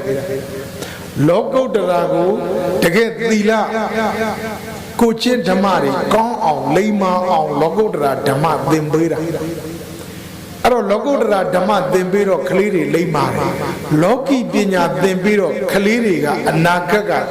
ကိစ္စမရှိဘူးစနတန်းအောင်ပြီးမှဆုံးဖြတ် သာသနာပေါင်းမှာဆက်နေမယ်ဆိုရင်ဘုံဘုံတို့ကဆက်ပြီးတော့စာသင်တိုက်တွေထားမယ်တာမဏေကျော်တွေပထမပြန်နေဓမ္မစရိယာတွေဖြေခိုင်းမယ်ဟောစနတန်းအောင်ပြီးမပျော်လို့လူထွက်မယ်ဆိုရင်ခမည်းတော်မိဘတွေလက်ထဲမှာအလိမ္မာဒုံကြီးတွေထည့်ပေးလိုက်အစမပြေဘူးလားပြေပါဘူးဓလောင်ကောင်းနေတဲ့အကြောင်းကိုခမည်းတော်ကခေါင်းမငိမ့်နိုင်ဘူးဖြစ်မြန်မာနိုင်ငံမှာမပေါ်သေးဘူးနော်ဒါဘုံဘုံတို့ကပထမဦးဆုံးအနေနဲ့အနွယ်တာရွှေသားမနေစကူးဆိုတန်ခါလိုချင်လွန်းလို့ကိုရင်လိုချင်လွန်းလို့မိဘတွေကိုရင်လေးတွေအဖြစ်ပေးပါဆိုရင်ခုနစိတ်ပူတာတွေရှိတဲ့ခါကျတော့အောင်မယ်ဒီနည်းကတော်တော်စင်ပြေတယ်ဘုံဘုံကြောင့်မှမိဘတွေကခင်ဗျပို့ချင်လွန်းလို့နေရာမရှိတော့လို့တကယ်ဒါကြောင့်မို့လို့တရားဓမ္မတို့ပြောရင်ဘုံဘုံကဘာကြောင့်လို့မေးရင်တန်ခတန်ဖိုးကိုသိတော့တန်ခကျေးဇူးကိုသိတယ်တန်ခကျေးဇူးသိတော့တန်ခါနဲ့ပတ်သက်တဲ့လုပ်ငန်းတွေဆောင်ရွက်တဲ့ခါကျတော့ဘာကျိုးကျေးဇူးတွေခံစားရတုံးဆိုတဲ့ခါကျတော့တန်ခါနဲ့ပတ်သက်တဲ့ကျေးဇူးတွေသိတဲ့ခါကျတော့အခုအရှင်ဗုဒ္ဓဘုရားအောင်မယ်တရားပွဲမရှိမှပူတော်ဘုံကြီးနေသေးတယ်ဟမ်ဟိုဆိုခင်ဗျတရားပွဲမရှိမှပူတော်ဘုံကြီးနေသေးတယ်တချို့ကတရားပွဲမရှိတော့ဘူးဆိုတော့တရားတွေမဟောရကြပြီလေအခုမှဒါလေးကတပွဲနှစ်ပွဲဟောရတာထင်ကြီးမနေနဲ့နိုင်ငံကျော်မဟုတ်တော့ဘူးမကျော်နိုင်တာကြာပေါ့ရင်တော့အခုလိုချိန်ဆိုလို့ရှိရင်ရန်ကုန်မန္တလေးတရားပွဲတွေကိုအမလီလေရင်နဲ့ဝူးနဲ့ဟောနေတာနိုင်ငံကြီးကျော်နေတာအခုမကျော်နိုင်တာကြာပေါ့သို့တော်လည်းပဲတန်ခါကျေးဇူးတွေသိပြီးတော့ဘုံဘုံတို့တန်ခါတွေကိုစောင့်ရှောက်တဲ့တန်ခါပေါင်းဘုံဘုံစောင့်ရှောက်နေတဲ့တန်ခါပေါင်း2000ကျော်ရှိစာသင်တိုက်ကစာသင်သားတန်ခါတွေစောင့်ရှောက်နေတာဘုံဘုံတို့ရဲ့စောင့်ရှောက်မှုအောက်မှာသာသနာပေါင်းမှာပျော်နေတဲ့တော်နေတဲ့တန်ခါပေါင်း2000ကျော်ရှိဟောစဉ်းစားဖို့ဒါကိုနားလည်သဘောပေါက်မယ်ဆိုရင်တို့တရားဓမ္မတို့တန်ခါကျေးဇူးကိုသိတယ်ဆိုရင်တန်ခါတော်တို့ကိုဂရုစိုက်ကြမယ်တန်ခါတော်တို့ကိုလှူဒန်းကြမယ်တန်ခါတော်တို့ရဲ့ကျေးဇူးတွေကိုသိမယ်ဆိုရင်တရားဓမ္မတို့မချမ်းသာနိုင်ဘူးလားမှန်လားဟိတကယ်တော့တရားဓမ္မတို့ဖျားမရှိတဲ့နောက်ပိုင်းမှာခမည်းတော်အရိယာသူတော်ကောင်းတွေဖြစ်ပြီးနိဗ္ဗာန်ရောက်ရင်တော့မှဖျားကြောင့်ရောက်မှာလားတန်ခါကြောင့်ရောက်မှာဆိုလိုတာကဖျားသင်ပေးလို့ရောက်မှာလားတန်ခါသင်ပေးလို့ရောက်မှာလားဘုသူကျေးဇူးဒါဆိုရင်တန်ခါကျေးဇူးတွေသိတယ်ဆိုရင်တရားဓမ္မတို့တန်ခါတော်တို့ဟောကြားတော်မူတဲ့တရားဓမ္မတွေကိုနာယူကြည်ညိုပြီးတော့တန်ခါတော်တွေကိုလှူကြမယ်တန်းကြမယ်ဂရုစိုက်ကြမယ်တန်ခါတော်တွေကိုဟောလှူတယ်တန်းတယ်ဆိုတာမြတ်စွာဘုရားဟောပြီးသားလေအနုတ္တရံပုံညခိတံလောကတာတန်ခါတော်တွေကိုလှူတယ်ဆိုတာလေယာမြေကောင်းမှာသီးနှံတွေစိုက်ပျိုးတာနဲ့မတူဘူးလားလှူတာချင်းတူပေမဲ့အကျိုးထူးတာချင်းကမတူချတိကုန်းမှာတိုးစီတွေချတယ်အပင်လေးပေါက်တော့ညောင်နာနာအသီးတော့ညောင်နာနာဆိုတာဈေးကွက်ကောင်းအောင်ရပါမလားဟောတန်ဃာတော်တွေဆိုတာကလေယာမြေကောင်းနဲ့တူတယ်ဆိုတဲ့ကံကြတော့တန်ဃာတော်တွေကိုလှူခွင့်တန်းဝင်ရနေတဲ့ချိန်မှာဟောဒါကြောင့်မြတ်စွာဘုရားကမေတော်ကြီးလှူတဲ့သင်္ကန်းကိုဘယ်သူလှူခိုင်းတာလဲတန်ခါကိုလှူဒန်းတယ်ဆိုတဲ့အခါမှာမေတော်ကြီးအကျိုးကျေးဇူးတွေပို့ပြီးတော့မရနိုင်ဘူးလားအဲ့ဒါပြောတယ်အဲ့တော့တန်ခါကိုလှူတယ်ဆိုတာလည်းပဲတန်ခါကိုကြည်ညိုတတ်မှလှူပြစ်တာတန်ခါတန်ဖိုးကိုသိမှလှူပြစ်တာတန်ခါကျေးဇူးကိုသိမှလှူပြစ်တာတန်ခါကျေးဇူးကိုမသိတဲ့သူတွေတန်ခါတန်ဖိုးကိုမသိတဲ့သူတွေကတော့တန်ခါတော်တွေကိုတော့မှကိုင်တုတ်နေတဲ့လူတွေမရှိဘူးလားအဝေးရောမှန်လားဟဲ့အေးအဲ့လိုတွေရှိတာနော်ကောင်းပြီဒါ ဒါဆိုရင်ဒုရဂရမတို့ဘုံဘုံပြောနေတာဖယားကျေးဇူးသိရမချမ်းသာဘူးလားတရားကျေးဇူးသိရမချမ်းသာဘူးလားသံဃာကျေးဇူးသိရမချမ်းသာဘူးလားကဲမိဘကျေးဇူးသိတဲ့သာသမီတွေလည်းချမ်းသာတယ်မှန်လားဆိုကြဟိအမေဖေအားလှုပ်ကြွေးညာကုသိုလ်အလွန်ကြီးမားတယ်အမေဖေအားလှုပ်ကြွေးညာကုသိုလ်အလွန်ကြီးမားတယ်ထိုကုသိုလ်ကထက်တန်လာလက်ငယ်မုတ်ချကြီးပွားမယ်ထိုကုသိုလ်ကထက်တန်လာလက်ငယ်မုတ်ချကြီးပွားမယ်အမေဖေအားလှုပ်ကြွေးညာကုသိုလ်အလွန်ကြီးမားတယ်ထိုကုသိုလ်ကထက်တန်လာလက်ငယ်မုတ်ချကြီးပွားမယ်သူကတကယ်ကြတော့ဘုံဘုံကပြန်စဉ်းစားပါတယ်ကိုယ့်အကိုလေ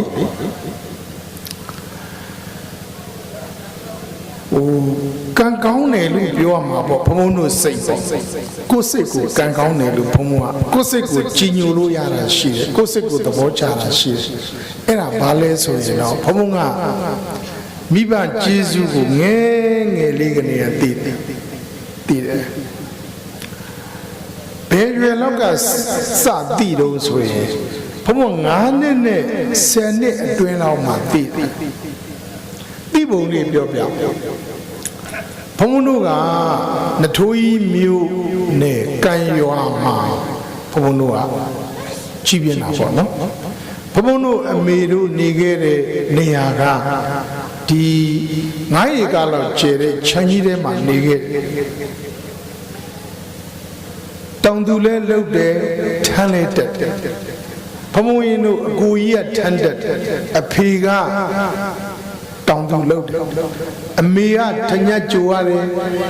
နောက်ကနေရှာလှုပ်ရတယ်ဘုံဘုံတို့ကအသက်ငယ်ငယ်ရွယ်နဲ့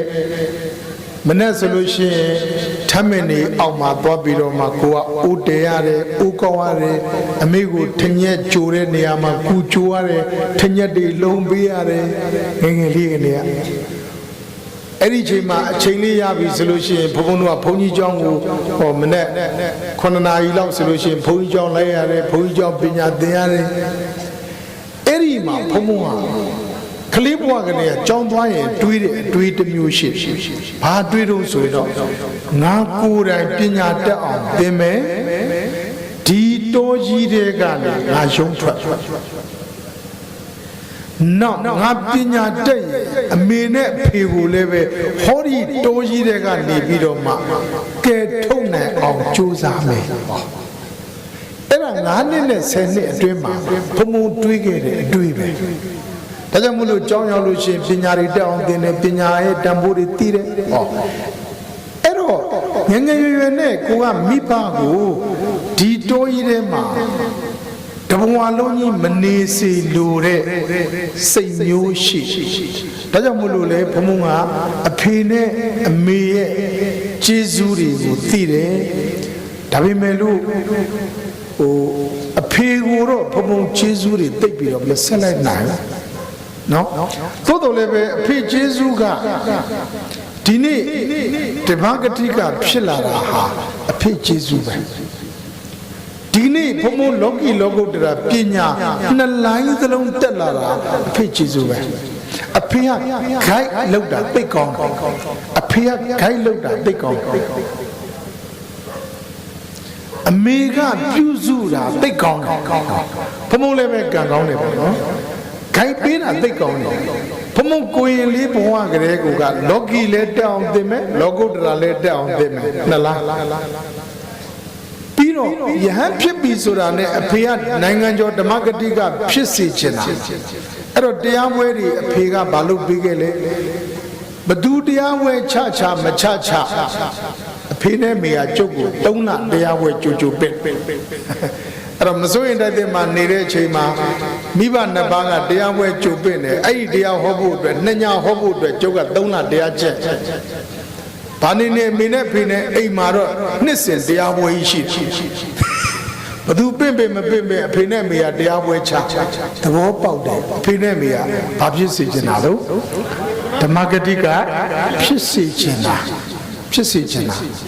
အဲ့တော့အဖေကတော့ဘုံဘုံအသက်25နှစ်လောက်မှာနှက်ပြည်တက်သွားတယ်ပေါ့ဗျာနှက်ပြည်တက်သွားတယ်ပေါ့ကိုဖေကိုတော့နှက်ပြည်ပို့ရမှာပဲအမေကတော့ခုချိန်ထိ84နှစ်ဘုံဘုံကြောင့်မှရှိတယ်အမေတော်ကြီးလူက84နှစ်ရှိတယ်အမေကတော့ဘုံဘုံကောင်းကောင်းကြီးကျေးဇူးဆက်နိုင်တယ်အမေကတော့ကောင်းကောင်းကြီးကျေးဇူးဆက်နိုင်တယ်အခုချိန်ထိ73မဲ့အခုမနေ့တောင်မှဘုံဘုံကလာအမေလမ်းလျှောက်ကြစို့အမေကိုယ်တိုင်တွဲပြီးတော့မှလမ်းလျှောက်အခုချိန်ထိအမေကိုဘုံဘုံကဂယုစိုက်တုံးမဲ့အဲ့လိုအမေကိုဂယုစိုက်ခွင့်ရနေတော့ဒါကိုကကိုပြောနေတာကိုဘုံဘုံသက်55နှစ်အမေက84နှစ်ဟောပြောနေတာပဲအမေရှိတာကိုကအားရှိနေတာလေဟုတ်တယ်မလားအခုနလေးတွေအမေဒီမလာခင် Facebook မှာ post လေးတင်လိုက်သေးတယ်ထိတ်ဆုံးမှာအမေနဲ့မေတာယဟန်အမေနဲ့ကိုလည်းအမတ်တရဓာတ်ပုံလေးတွေလေကောက်တင်လိုက်တယ်အောင်မေပြောတာစဉ်းစားကြည့်ရမှာကတရားဓမ္မတော့အဲ့ဒီလိုမျိုးဘုံဘုံတို့စိတ်တွေကမိဘရဲ့ခြေစွတွေကိုသိနေတာမိဘကိုအရာရာစိတ်ချမ်းသာအောင်ထားချင်တာမိဘနဲ့ပတ်သက်ပြီးတော့ပြုစုချင်တာဘုံဘုံဆိုလို့ရှိရင်ဟိုတကယ်ဒီချိန်မှာ84နှစ်အမေစိတ်ချမ်းသာဖို့အဓိကပဲစိတ်ချမ်းသာဖို့အဓိကပဲနော်တခုရှိတာကစိတ်ချမ်းသာရုံနဲ့မဟုတ်ဘူးတရားဓမ္မတို့အဓိကအရေးကြီးတာခုနဘုံဘုံပြောပြီးပြီဘာတွေရှိတရားမရှိသေးတဲ့၍လိုနေအောင်ပါပဲဘာတွေသိတရားမသိသေးတဲ့၍လိုနေအောင်ပါပဲအဲ့တော့အမေကိုတရားရှိအောင်နဲ့တရားသိအောင်လည်းပဲကျေးဇူးဆက်ခဲ့ဘုံဘုံအသက်20ကျော်အသက်30နီးပါးမစိုးရင်တဲ့ရောက်တဲ့အချိန်အမေကအသက်40ကျော်50လောက်အမေကိုပထမဦးဆုံးစီယုံခဲ့တာကဥပုသ်ဆောင်မှုစီယုံတာ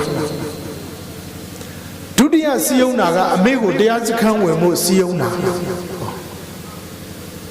တကယ်တော့ဘုံဘုံတို့အမေနဲ့အဖေကကွာခြားချက်တွေရှိတယ်အဖေကတော့တကယ်ပရမတ်သမားကြီးကျုပ်ဖေကကျုပ်ဖေဥညိုက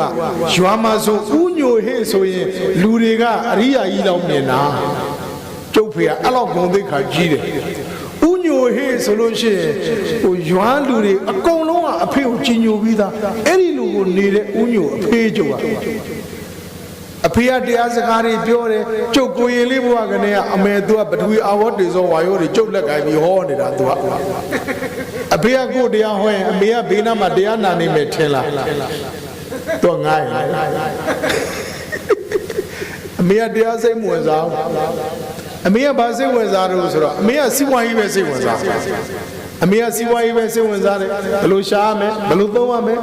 ဘယ်လိုပြုစုဆောင်ရှောက်ရမလဲအမေကစီးပွားရေးပဲစိတ်ဝင်စားအဖေကတရားစိတ်ဝင်စား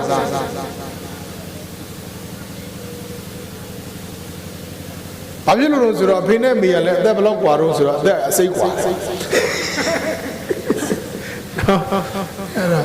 အမေက50လောက်ဆိုတော့အဖေက84ဖြစ်နေအဲ့ဒါအဖေကတော့84မှာဆုံးသွားတာအမေ50လောက်ပဲရှိသေးတယ်အဲ့ဒီချိန်တော့နော်အဲ့တော့အမေကတရားသိစိတ်ဝင်စားအဲ့တော့တရားစိတ်ဝင်စားတဲ့အမေကိုကျုပ်ကဖြည်းဖြည်းချင်းလေးဆွဲခေါ်နံပါတ်1အမေဥပုသ်ဆောင်ဖို့မစိုးရင်တိုက်တဲ့ကနေပြီးတော့မှအမေကိုစားလေးရေးပြီးတော့အမေဒီဝါတွင်းတော့အမေရဲ့ဟိုဥပုသ်လေးနေတိုင်းဆောင်ပေးပါလား ဘာနေနေအမေကသူ့ဘုတ်စောင့်ကျင်လို့တော့မဟုတ်ဘူးသူသားစာလေးနဲ့ရေးပြောတာဆိုတော့အမေကစိတ်ဝင်စားတော့ဥပုသ်ဆောင်မှတ်ထားနော်ကိုမိဘတွေကိုသီလမရှိတဲ့မိဘတွေကိုသီလရှိအောင်ယေရှုဆက်ပါတဲ့မြတ်စွာဘုရားဥပုသ်မဆောင်နိုင်သေးတဲ့မိဘတွေကိုဥပုသ်ဆောင်နိုင်အောင်ယေရှုဆက်ပါတစ်ချက်ကျုပ်ကတစ်နှစ်ဝါတွင်အမေကလုံးဝမပြတ်ဥပုသ်ဆောင်အောင်သွားပြီကျုပ်အမေယေရှုဆက်ဥပုသ်တော်ဆောင်ပြီတဲ့အမေရဲ့ကျုပ်ကနောက်တစ်ဆင့်တက်အမေတရင်ကြွကြလို့ရှိရင်ဘုံဘုံတို့နထွေးမြို့ညောင်မင်းကျောင်းတိုက်မှာတရားစခန်းရှိတယ်လေအမေရဲ့မရပူရတန်ဝေဇီနိယဌာနဓမ္မဂတိကတွေလာဟောမှာသိကောင်းတာအမေကအဲ့တော့အမေ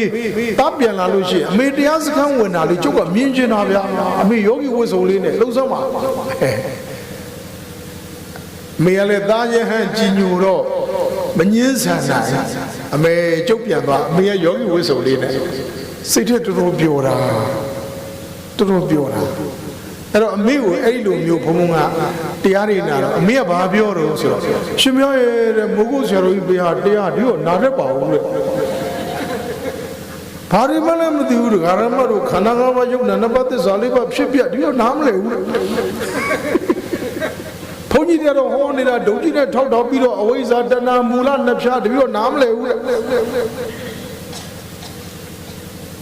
အဲ့တော့ကျုပ်ကဘာလုပ်ပေးရတော့ဆိုတော့ဟုတ်သားပဲလို့အမေနားလေအောင်အဲ့ဒီအချိန်တုန်းကမမရရပြောမြဝတီကနေပြီးတော့မှဥခောတိတလေပဋိစ္စသမုပ္ပါဒ်လေခေါ်တာလေဥခောတိတကပုံလေးနဲ့ဝတ္ထုလေးနဲ့ဇလန်းလေးနဲ့ဟောပြတာလေအဲ့ဒီဇလန်းလေးဒါတော့ကျုပ်ကအဲ့ဒီအခွေတွေရအောင်ယူပြီးတော့အမေဒီဥခောတိတတရားလေးနာကြည့်လိုက်ပဋိစ္စသမုပ္ပါဒ်ကအမေရဲ့ဇလန်းလေးနဲ့ဟောတာများပျော်စရာကောင်းတာတရားဟောရလဲအရန်ကောင်းတာအဲ့ဒီဘုန်းကြီးကအဲ့ဒါခွေးတွေဝယ်ပေးပြီးတော့မှအမေကိုအိမ်မှာ TV လေးနဲ့ထိုးလို့ပြအမေကအဲ့ဒီဘုန်းကြီးကျတော့နားလေအဲ့ဒီဘုန်းကြီးကနားလေအဲ့တော့နားလေနဲ့ဒကာရမတို့အမေကပဋိစ္စသမုပ္ပါဒ်တွေနားလေသွားတော့အောင်မယ်နောက်2နှစ်3နှစ်ရှိတဲ့ခါကျတော့အမေကမလီမိုးကုတ်ဆရာတော်ကြီးတရားမှတရားဗျာသူကပဋိစ္စသမုပ္ပါဒ်မှာတရားဗျာစဉ်းစားနော်မိဘကျေးဇူးသိတယ်ဆိုတဲ့ကိစ္စကကျွေးယုံမွေးယုံလေးနဲ့မဟုတ်ဘူးအဲ့ဒီလိုမျိုးဘုံဘုံတို့ကဘုံဘုံဆိုလို့ရှိရင်အမေကျေးဇူးကိုအဲ့ဒီလိုမျိုးကိုစနစ်တကျတည်တည်ချာချာကိုအကွက်ချပြီးတော့အမေကိုတရားသိအောင်စီယုံလာတာအခုအမေအသက်84နှစ်ကျုပ်ကအမေမမီတော့ဘူးသူကအခုကျုပ်ပြန်တရားဟောနေပြီကိုယ်ကသာသနာရေးတွေနဲ့အလုံးရှုပ်အာတန်ဃာအရေးတွေနဲ့အလုံးရှုပ်ကျောင်းရေးတွေနဲ့အလုံးရှုပ်ကိုယ်ကတခါတလေတစ်နေ့မှတရားတစ်ခါလောက်မနေထိုင်ရအမေကတစ်နေ့3ချိန်ပုံမှန်မနဲ့အိယာထားသွားကြည့်အမေဘာလုပ်နေလို့တရားထိုင်နေ့လေညနေ3နာရီလောက်ဆိုရင်အမေကိုသွားချောင်းကြည့်လိုက်တရားထိုင်ည9နာရီမိခင်အမေသွားကြည့်တရားထိုင်တနေ့3ချိန်အမေတရားသူ့ရဲ့ပုံမှန်အဲ့တော့အမေကအခုကျတော့တရားတွေနားလေသဘောပေါက်ပြီးတော့စိတ်နှလုံးတွေအေးချမ်းဘာရှိလို့ဘာတွေပဲရှိမရှိတရားရှိချမ်းသာတယ်ဘာတွေပဲသိမသိတရားသိရင်ချမ်းသာတယ်ဘာတွေရှိတရားမသိသေးသေး၍ချမ်းသာသေးဘူးဘာတွေရှိတရားမရှိသေးသေး၍ချမ်းသာသေးဘူးအခုဘုံဘုံကကျုပ်အမေကိုကြည့်ပြီးတော့ပျော်တယ်ဗျာစိတ်ထဲမှာအမေတရားတွေအားထုတ်နေတာအမေတရားတွေသိနေတာအမေနဲ့တရားတွေဆွေးနွေးရတာ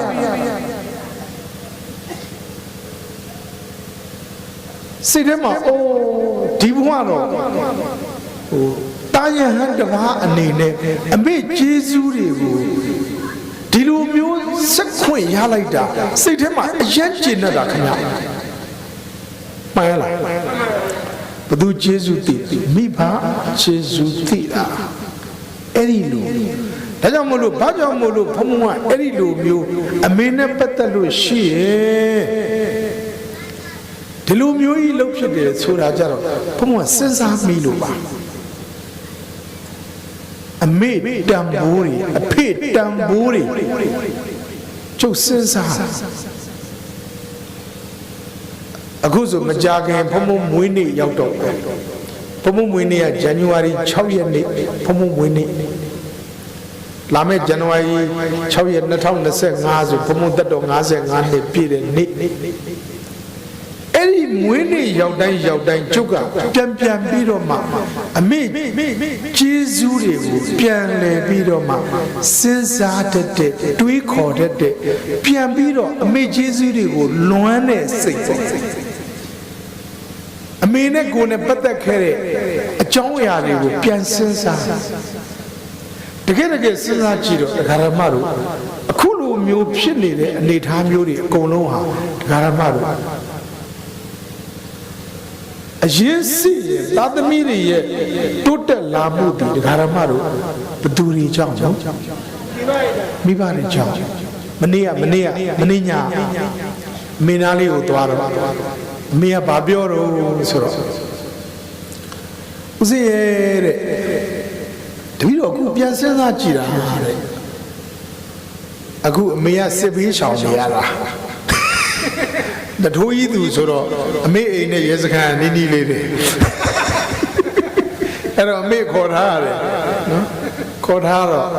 ဘာပဲနေအမေကတားရဟန်းရဲ့ကြောင်းမှာတော့အေးချမ်းနဲ့သူနေရတာပေါ့ဗျာနေရတော့ तू ကဘာပြောတော့ဆိုတော့တပည့်တော်စဉ်းစားမိတယ်တဲ့အရှင်ဘုရားအသက်9နှစ်လောက်မှာတဲ့တိုးမှမထားပဲနဲ့မြို့ကိုပို့ဖို့ရှင်ဘုရားအဖေနဲ့တပည့်တော်နဲ့တိုင်ပင်ခဲ့တာအဲ့ဒီတုန်းကသာမြို့မပို့ခဲ့ဘူးဆိုရင်ရှင်ဘုရားလည်းဒီလိုဖြစ်မှာမဟုတ်ဘူးလေကျုပ်ကလည်းပြောပါတယ်ကျုပ်လည်းအခုချိန်ဆိုတော်သားကြီးတော့ကောင်းကောင်းဖြစ်တာပေါ့ဗျာလို့တွဲလောင်းနေဆိုတော့ခင်ဗျားလည်းကြုံကြီးတွေထိနေရမှာပေါ့လို့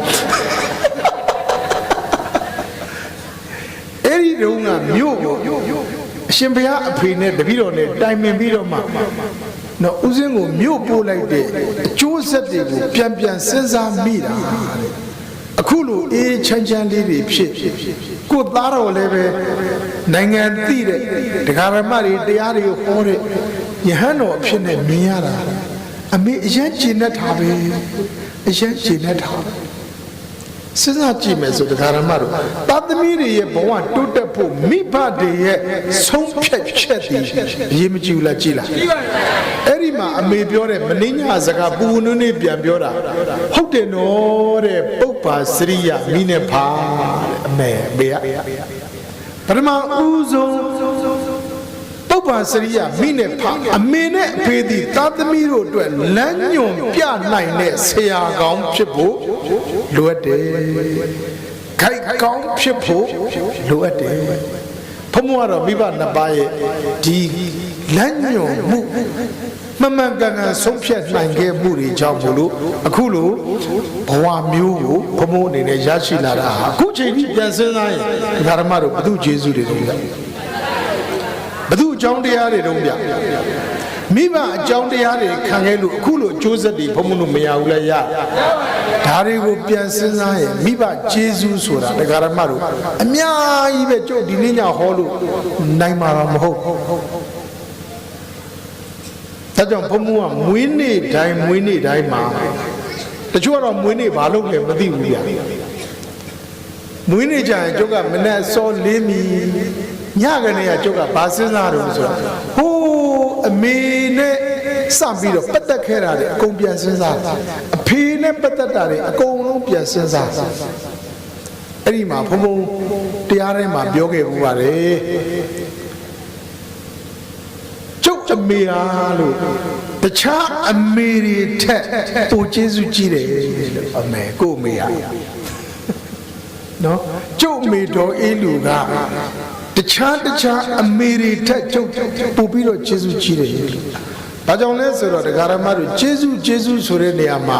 မွေးကျေးဇူးကကြီးတယ်လေဟုတ်တယ်မလားမွေးကျေးဇူးကကြီးတယ်ဆိုတော့တိချင်မွေးတယ်ဆိုတာကျုပ်ကဟိုငယ်တုန်းကခိုင်ခင်ဦးအကယ်ဒမီရတဲ့ကားရှိတယ်လေ ခင်ဗျားတို့တော့သိမှာမဟုတ်ဘူးကျုပ်ကခိုင်ခင်ဦးအကယ်ဒမီရတဲ့ကနာမည်မှတ်မိငယ်တော့ကြည်ဘူးလားခိုင်ခင်ဦးကအကယ်ဒမီရတာဘယ်ခန့်ရတော့ဆိုတော့ကလေးမွေးတဲ့ခန့်ရသူကလေချွေးပြန်အောင်လေပိတ်သက်ကိုလေသူနဲ့အတူတူခံစားပြီးတော့ဟာကျုပ်ကစဉ်းစားတယ်အိုးဒါရုပ်ရှင်ကားနဲ့တော့အိုးကလေးမွေးရတာတော့ပင်မနာပဲသူကပြီးပြင်းလုံးအားကြည့်တော့အဲ့ဒီခန့်သူအကယ်ဒမီရသွားတယ်အဲ့ဒါနဲ့ကျုပ်ကအဲ့ဒီဇလံကြည့်ပြီးတော့သူကြည့်နေနဲ့ကိုကအမေသတိရအဲ့ဒါနဲ့အမေကိုအိမ်လဲရောက်တော့မေးကြည့်အမေဟိုကျုပ်ဘာကိုဘလူးမွေးနေလဲပြောစမ်းပါဗျာသိချင်မလီတဲ့ဘုန်းကြီးဖြစ်မဲ့သားမလို့လားမသိဘူးတော့တယ်သေလူမျိုးမမွေးရတယ်အဲ့သေလူမျိုးမယူကျုပ်ကသိချင်အဲ့ဒါနဲ့အမေကပြောပြတယ်ဒါရဲ့တဲ့ဒီသူမွေးခဲ့တဲ့အချိန်1330ခုနှစ်အင်္ဂလိပ်လို့ဆိုရင်1980ဇန်နဝါရီလ6ရက်နေ့ညနေနော်2နာရီ3နာရီလောက်အမေပိုင်းနာနော်ဘိုင်းနာတဲ့ခါကျတော့ဒကာရမတို့အဲ့ဒီခေအဲ့ဒီခါဘယ်တန်းမွန်းဆရာမမရှိတာမှမဟုတ်ပဲရွာလက်တယ်နဲ့မွေးရတာလေလက်တယ်နဲ့မွေးရတော့အမေကဒါမွေးဖို့မွေးကန်းထဲမှာလက်တယ်နဲ့ကြိုးစားအဖေကပြန်ဆောင်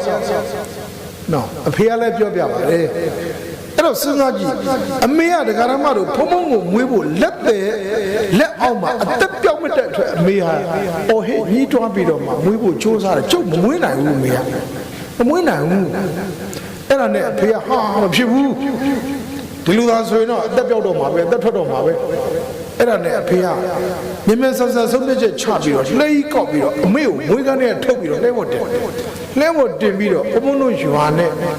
နထိုးကြီးမျိုးကပြောရင်2မိုင်လောက်ပဲဝေးတာဒါမဲ့လမ်းတွေကအဆင့်တက်တွေနဲ့အင်မတန်ချမ်းတယ်အဖေကအဲ့လှဲကြီးဒုံးဆိုင်ပြီးတော့မောင်းတာဆေးုံလှဲကြီးဒုံးဆိုင်ပြီးတော့မောင်းတော့အမေကအဲ့ဒီလဲပေါ်မှာဒကာရမတို့ပြောရင်တော့စဉ်းစားကြည့်ပေါ့လဲပေါ်မှာခေါင်းဆန်ပြီးတော့ဟုံးနိုင်ကျဲပြီးတော့လိုက်သွားတဲ့အမေလေအဲ့တော့အမေကပြောတယ်လေနော်သူ့ကိုယ်သူအသက်မထွက်အောင်နော်ဒီကလေးကိုဒီမွေးကျင်တဲ့စိတ်နဲ့အသက်မထွက်အောင်မနေ့ကသတိထားပြီးတော့မှထိမ့်သွားဆိုတာကိုပြောပြတဲ့အခါမှာဖုံးရဲ့မျက်လုံးထဲမှာကွန်းကွန်းကွက်ကကြည်မြင်လာအိုးငါလူသားတယောက်ဖြစ်ဖို့အတွက်အမေကအဲ့ဒီလောက်ကြီးထိအောင်ကိုပြင်မခဲ့တာဟုတ်အဲ့ဒီလောက်ထိအောင်အမေကဆင်းရဲခဲ့တာဟုတ်အဲ့ဒီလောက်ထိအောင်ကိုအမေပြင်းပြင်းထန်ထန်ကြီးဒုက္ခတွေခံစားခဲ့ရတာကိုလို့ဘုံမျက်လုံးထဲမှာအဲ့လဲပေါ်မှာအမေလေးဘုံတိုင်းကျဲသွားတာကြီးကျုပ်ကလှမ်းမြင်နေတာအဲ့ဒါနဲ့ဆေးရုံရောက်သွားတဲ့အချိန်ည9နာရီကြာမှဘုံကိုအမေမွေးနိုင်စဉ်းစားကြည့်နော်ညနေ3နာရီလောက်ကမွေးဖို့ကြိုးစားတဲ့အမေကျုပ်9နာရီမှမွေးနိုင်ကံကောင်းထောက်မစွာနဲ့အမေမသိခဲ့ပါဘူးကျုပ်လူဖြစ်ခဲ့အဲ့တော့စဉ်းစားကြည့်မယ်ဆိုဗုဒ္ဓဘီယာလူသားတစ်ယောက်ဖြစ်လာဖို့ဆိုတာလွယ်ကူကူနဲ့ဖြစ်လာတာမဟုတ်ဘူးမွေးကန်းထဲမှာအမေသေသွားရင်ကျုပ်လည်းမေးနိုင်တာပဲလှဲပေါ်မှာအမေခုံပေါက်ပြီးတော့ဒီတရေသားပြက်သွားရင်ချုပ်သေးနိုင်တာပဲအဲ့တော့လူဖြစ်လာခဲ့ရတာအမေကိုကျေးဇူးတင်လိုက်တာအဲ့ဒီမြင်ကွင်းတွေကျုပ်ပြန်မြင်နိုင်ဒီအမေရဲ့ဒုက္ခတွေကိုလူဖြစ်ဖို့အမေကြုံတွေ့ခဲ့ရတဲ့ပင်မဆင်းရဲခဲ့မှုတွေကျုပ်မေ့နိုင်မှာမလားဗျာမေ့နိုင်ပါအဲ့ဒီမှာအမေတန်ဖိုးတွေအမေကျေးဇူးတွေကျုပ်ရှင်တဲ့နှလုံးသားတွေကဘယ်တော့ခါမှဆက်လို့မကုန်နိုင်တော့ဘူးဆိုတာကိုနားလေသဘောပေါက်သွားဒါကြောင့်မို့လို့ဖမိုးရဲ့မွေးနေ့ရောက်တိုင်းကျုပ်ကအဲ့ဒီမြင်ကွင်းကကျုပ်အတွက်အခုချိန်ထိပြန်ဟောပြန်တွေးရှင်ထဲမှာအမေကိုအင်မတန်တနာတယ်ဒါ ဒါကြောင့်လူတယောက်ဖြစ်လာဖို့အတွက်ဒကာရမတို့အမေရဲ့ပေးဆက်မှုတွေဟာပုံစံမျိုးစုံမတူပေမဲ့ဒကာရမတို့အမေအားလုံးဟာအသက်နဲ့ရှင်းပြီးတော့လူဘဝကိုပေးခဲ့ကြတာကြည်ပါပဲမှန်လားမှန်ပါဗျာဒါကြောင့်မို့လို့ဘုံဘုံကမွေးနေ့ဆိုတာနဲ့ပတ်သက်ပြီးတော့အတိတ်ပဲဖွင့်ဆိုတဲ့အခါမှာမွေးနေ့ဆိုတာအမေအပင်ပန်းခဲ့ရဆုံးနေမွေးနေ့ဆိုတာအမေအဆင်းရဲခဲ့ရဆုံးနေမွေးနေ့ဆိုတာအမေစွန့်စားခဲ့ရဆုံးနေမွေးနေ့ဆိုတာအမေသေမင်းနဲ့စစ်ခင်းခဲ့ရတယ်နေဒါကြောင့်မွေးနေ့ဆိုတာအမေကျေးဇူးအမေဒုက္ခအမေပင်မဆင်းရဲခဲ့မှုတွေကိုပြန်လဲအောင်မေတ္တာတတိယပြီးအမေကျေးဇူးတွေကိုပြန်လဲအထူးဆက်ရမယ်နေဘုံကအဲ့ဒီလိုနားလေသဘောပေါက်တာဒါကြောင့်မွေးနေ့ရောက်တိုင်းဘုံအတွက်အရေးမကြီးပါဘူးအရေးမကြီးပါဘူးမွေးနေ့နဲ့ပတ်သက်ရင်ကိုကုသိုလ်ရဖို့လှုပ်တဲ့လုပ်ငန်းတွေထက်မွေးနေ့ကနေပြီးတော့ကိုအသက်ရှည်ဖို့လှုပ်ရမယ်အလုပ်တွေထက်မွေးနေ့ရောက်ရင်အမေကိုဘယ်လိုမျိုးထူးထူးခြားခြားလေးယေရှုဆက်မလဲမွေးနေ့မှာအမေမွေးကျေးဇူးကိုဘယ်လိုမျိုးဆက်ရမလဲနှစ်စဉ်ဘုံစူးစမ်းပြီးတော့ကျေးဇူးဆက်ခဲ့ပါလေမွေးနေ့ဟာဘုံအမေကျေးဇူးကိုထူးထူးခြားခြားဆက်တဲ့နေ့ပဲဆက်ချင်တဲ့ကျေးဇူးလေးတွေဟိုးတော့ကနေရရှိပါဘုံတို့ကျေးဇူးဆက်ချင်တာလေးတွေဘုံကတိမ့်ထားတယ်ထိမ့်ထားတယ်ရှင်ထဲမှာဘုံတို့အမေတို့နေခဲ့တဲ့ရွာလေးကတောရွာလေးဒီဆောင်းတွင်းမှာဆိုအင်မတန်မှအေးခဲတဲ့ရွာလေးအမေနေတဲ့အိမ်လေးကဟိုထျံကအိမ်လေးဆောင်းတွင်းဆိုဘုံတို့ရွာတွေကရိုးထဲမှာဆိုတော့အင်မတန်မှချမ်းသာအင်မတန်အေးတယ်ငယ်ငယ်တော့မစိုးရိမ်တိုက်တဲ့မှာနေစဉ်ချိန်တော့အိမ်ပြန်သွားရင်လေဟိုအမေတို့ကဆောင်းတွင်းဆိုနွေးအောင်ဆိုရင်ဘာတွေခြုံဆိုတော့ဟိုစောင်းနေတဲ့ဂုံညွအိတ်တွေနဲ့ရောပြီးတော့ခြုံရတာဟုတ်အဲ့ဒီလိုမျိုးခြုံရတာဟုတ်ဗျခြုံတော့လေစိတ်ထဲမှာဘုံကမြို့ပေါ်မှာကြည့်တယ်ဆိုလို့ရှိရင်အဲ့တော့ရုံမွေးဆောင်ကြီးတွေမြင်လေကျုပ်ကအမေကိုအဲ့ဒီရုံမွေးဆောင်ကြီးတွေနဲ့ခြုံပေးချင်တာအဲ့ဒါတရက်တော့ဘုံမစိုးရင်တိုက်တဲ့မှာနေတော့မမရရဗျာအခုလိုကထိန်ကာလာကြီးမှာလေမစိုးရင်တိုက်တဲ့မှာကထိန်ခင်းတော့ဟိုတန်ဃာတစ်ပါးကို9000ရတယ်9000ဟာ9000ဆိုတော့ကျုပ်စိတ်ထဲမှာကကွက်တရားဟောဓမ္မဂတိကဝါသနာပါတော့အဲ့ဒီတုန်းကဆိုနီကက်ဆက်ကလေးတွေကလည်း9000ဆိုရအဲ့ဒါနဲ့ဈေးယူသွားပြီးတော့ဆိုနီကက်ဆက်ဝယ်ဖို့သွားတာသွားရင်လည်းလမ်းပြရောက်တော့ကြည့်လိုက်တော့ဈေးချိုထဲမှာရုံမွေးဆောင်ကြီးတွေတွေ့တာလေ။အော်မွေးနေလဲနီးပြီလို့နော်တော်ပြီကွာလို့ငါဆိုနီကက်ဆက်မွေးတော့ဘူးလို့အမေတို့ငါရုံမွေးဆောင်ကြီးနဲ့တော့ငါဒီမွေးနေမှာအမေကျေးဇူးဆောင်မယ်ဆိုအဲ့ဒီ9000နဲ့ရုံမွေးဆောင်ကြီးဝယ်သွားရုံမွေးဆောင်ကြီးဝယ်တော့ပြိုတာပြစိတ်ထဲမှာလေကျေးဇူးကအရင်ကြီးဒီစံသင်သားပြခင်ဗျတပြားမှရှိတာမဟုတ်ဘူးအဲ့ဒီယုံမွေးဆောင်ကြီးဝယ်လဲပြီးရောကျုပ်မနေနိုင်ဘူးသိလားမစိုးရင်တဲ့ကနေညာကြီးလစ်သွားတာလစ်ပြီးတော့ဘူတာကြီးကနေပြီးတော့မှယထာစီးပြီးတော့ပြန်လာယထာကတော့ပေးစရာမရှိဘူးဒီတိုင်းပဲလစ်စီးသွားတာမမရရပြန်ပြောတာနော်ကိုအမေကိုဘလောက်တန်ဖိုးထားတယ်ဆိုတာပြောပြတာဒကာရမတို့အဲ့ဒါစောင်းကြီးယူပြီးတော့မှယထာဘဝဆင်းအဲ့ဒါအမေရွာကိုချီချင်သွားမနဲ့စောလေးကိုအိမ်ဟောဟဲ့တဲ့ဦးစင်းနဲ့စိုးကြီးတယ်လက်ထက်ကလည်းဘာကြီးတော့မဲကျုပ်ကမဲဂုံယူနေတာကွာနော်ဟိုဂုံညိုအိတ်တွေနဲ့နွေးအောင်ချုပ်တဲ့အမေကိုလေအဲ့ဒီရုံမွေးဆောင်အခုဒီမမေ့ဘူးခင်ဗျမမေ့ဘူးအဲ့ဒါအမေလို့လာဗျာလို့အမေလို့အိတ်ခနဲ့တော့ အေးဘာလို့မလို့လဲလာပါအမေကအမေတွေဒီမှာကျုပ်ကလက်ဆောင်လာပေးတာအဲ့နဲ့အမေအေးဗျာဆိုတော့အဲ့နဲ့ရုံမွေးဆောင်ကြီးဘုံကအဲ့ဒါကိုယ်တိုင်အဲ့ဒါခြုံပေးတာမိချုံမလီလေနွေးလေနွေးအီလေအီနေတာပဲနော်မမရရခုချိန်ပြန်တွေးရင်အဲ့ဒီရုံဝင်းဆောင်ကြီးနဲ့အမေကျေးဇူးကိုဆက်ချင်တဲ့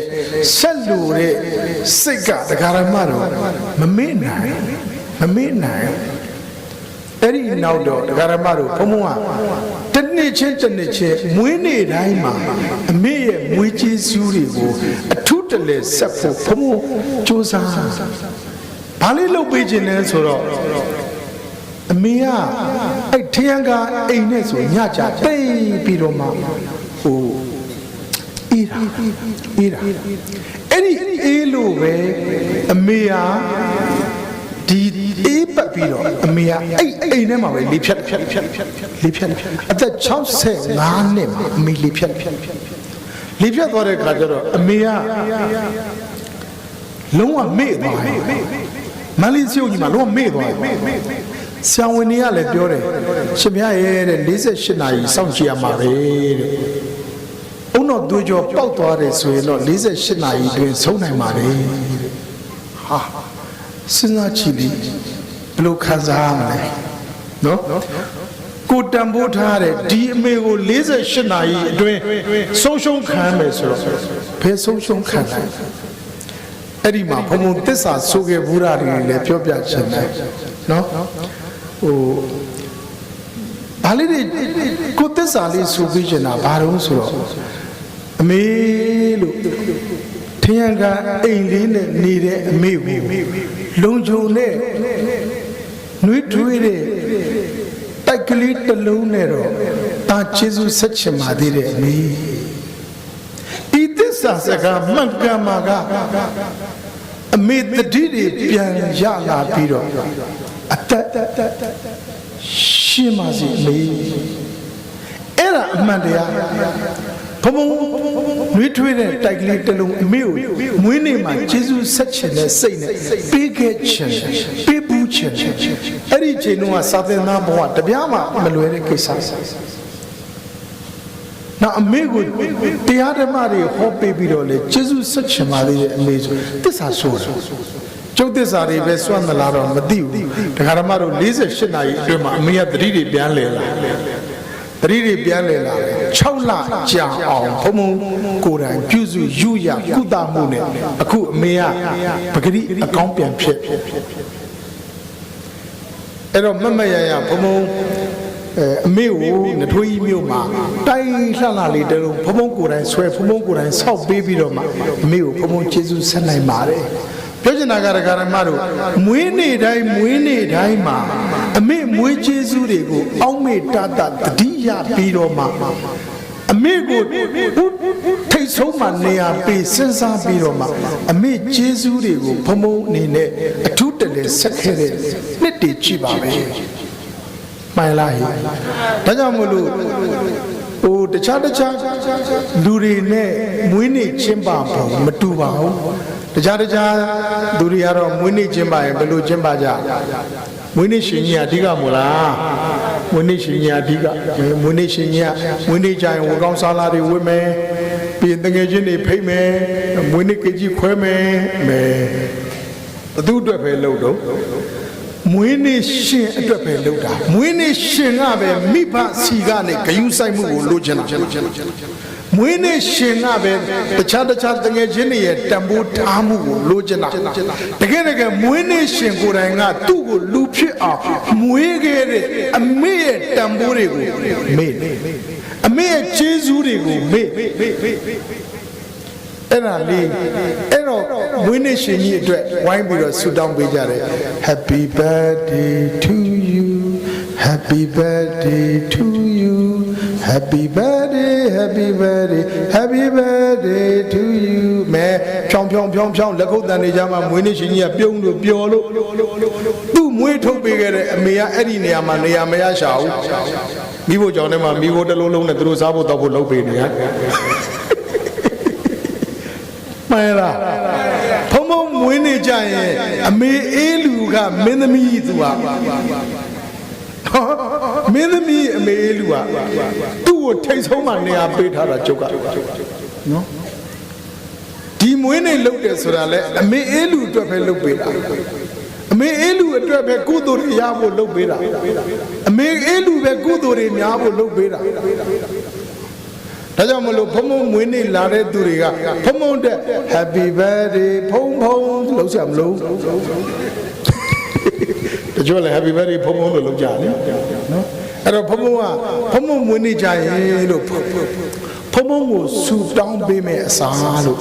ဖုံဖုံအမေကိုပို့ပြီးတော့ကြမ်းမအောင်ပို့ပြီးတော့ချမ်းသာအောင်ပို့ပြီးတော့ကုသိုလ်တွေရအောင်ပို့ပြီးတော့အသက်ရှင်အောင်အမေကိုပဲဆူတောင်းပေးပါလို့အမေကိုပဲမေတ္တာတွေပို့ပေးပါလို့အဲ့တော့ဖုံဖုံလည်းအပျော်လေးတော့လှုပ်တာပေါ့ဗျာနော်အဲ့တော့ Happy birthday to you မလုံးနဲ့အဲ့ you ဆိုရင်ကျုပ်ကိုညွှန်းတာသားတော်ကိုမညွှန်းနဲ့အမေကိုပဲညွှန်းမယ်အဲ့တော့ကျုပ်လည်းအမေအတွက်ဆူတောင်းပေးခြင်းနဲ့ခင်ဗျားတို့လည်းအမေအတွက်ဆူတောင်းပေးကြဆိုပြီးတော့လာသမျှဧည့်သည်တွေအကုန်လုံးနဲ့အမေဦးလူကြီးထိတ်မှထားပြီးတော့နော် Happy birthday to အမေပြုံးလို့အမေသူ့ဆူတောင်းပေးတယ် Happy birthday to အမေ Happy birthday Happy birthday Happy birthday to အမေဆိုအောင်မေလက်ခုပ်တန်လေးတပြောင်းပြောင်းနဲ့အမေရဲ့မျက်ရည်တွေကိုစီးလို့ပြုံးလို့ပျော်လို့ကြတဲ့မျက်ရည်အိုးငါသားရဲ့ဟန်က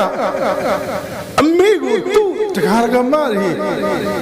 ပိဿတ်တွေကြားမှာအမေကိုထိတ်ဆုံးမှထားပြီးအမေကိုတံပိုးတွေထားပြီးတော့အမေကိုဆူတောင်းမေတ္တာတွေပို့နေတဲ့အပုတ်ခံရတဲ့အမေရဲ့စိတ်နှလုံးဘလောက်များရှင်ထဲမှာရွှင်ပြုံးနေလိုက်မလဲအဲ့ဒါမိဘတံပိုးကိုသိပြီးမိဘကျေးဇူးဆက်ပေါ်ပါဗျာရှင်းရလားကဲဖုံဖုံမွေးနေလဲနီးပြီဆိုတော့တစ်ခေါက်လောက်တော့အမေအတွက်ခင်ဗျားတို့ဗညာလောကတရားဓမ္မတွေကကြိုတင်ပြီးတော့ဆူတောင်းလေးနဲ့အမေအေးလူပိုသက်ရှည်အောင်ဆူတောင်းပေးလိုက်ရအောင်ခင်ဗျားတို့ကျုပ်ကခွင့်ရေးပေးတာနော်ပထမဟိုလူတွေကနောက်မှလာမှ6ရက်နေကြမှာဟုတ်ပြီနော်ကဲဆိုကြ Happy birthday to အမေ Happy birthday to အမေ Happy birthday Happy birthday Happy birthday to အမေကျေးဇူးတင်တယ်ကို့မေကိုလည်းအဲ့လိုပြန်လုပ်ကြမှန်လားကို့အမေကိုလည်းအဲ့လိုတံပိုးထားလို့မရဘူးလဲရလားရတာပေါ့အမေကိုမွေးနေမှာထိတ်ဆုံးမှထားအဲ့ဒါမှမိဘကျေးဇူးကိုတကယ်သိအဲ့ဒီလိုမိဘကျေးဇူးကိုသိပြီးမိဘကျေးဇူးကိုဆက်တဲ့သားသမီးမျိုးဘယ်သောအခါမှဘုံကနှိမ့်စရာအကြောင်းမရှိပါဘူးရှင်းလားဟဲ့မိဘကျေးဇူးဆက်လေးမိဘကျေးဇူးသိလေးမိဘကျေးဇူးကိုဆက်ပြီးမိဘနဲ့ပတ်သက်တဲ့ကုသိုလ်တွေလုပ်လေးအဲ့ဒီကုသိုလ်တွေကချက်ချင်းလက်ငင်းကြီးအကျိုးပေးပြီးသားသမီးတွေချမ်းသာလေးမဟုတ်ဘူးလားရှင်းလားဟဲ့ဆိုလိုက်ကြအမေဖေအားလှုပ်ကြွေးညာကုသိုလ်အလွန်ကြီးမားတယ်ထိုကုသိုလ်ကထပ်တန်လာလက်ငင်းမုတ်ချကြီးပွားမယ်အဲ့တော့ဒုက္ခရမတွေမိဘကျေးဇူးကိုသိပြီးတော့မိဘကျေးဇူးကိုဆက်တဲ့သာသမီတွေလည်းပဲမိဘကျေးဇူးဆက်တဲ့ကုသိုလ်တွေကြောင့်လက်ငင်းမုတ်ချချမ်းသာဒုက္ခတွေမရနိုင်ဘူးလားဗျာဒါကြောင့်ကျေးဇူးသိမှချမ်းသာရဆိုတဲ့တရားဒေသနာတော်ကိုနာပြီးတကာလဒုက္ခရမတွေလည်းကျေးဇူးသိတတ်တဲ့စိတ်တွေမွေးပြီးတော့ဘုရားကျေးဇူးတရားကျေးဇူးတန်ခါကျေးဇူးမိဘကျေးဇူးဆရာသမားတွေရဲ့ကျေးဇူးကိုသိပြီးတော့ချမ်းသာဒုက္ခတွေရအောင်ကြိုးစားပွားများအားထုတ်နိုင်ကြပါစေလို့ဆုမကောင်းတောင်းမေတ္တာတွေပို့တာရင်းနဲ့ဒီညနဲ့နာကြပါစို့ဗျာ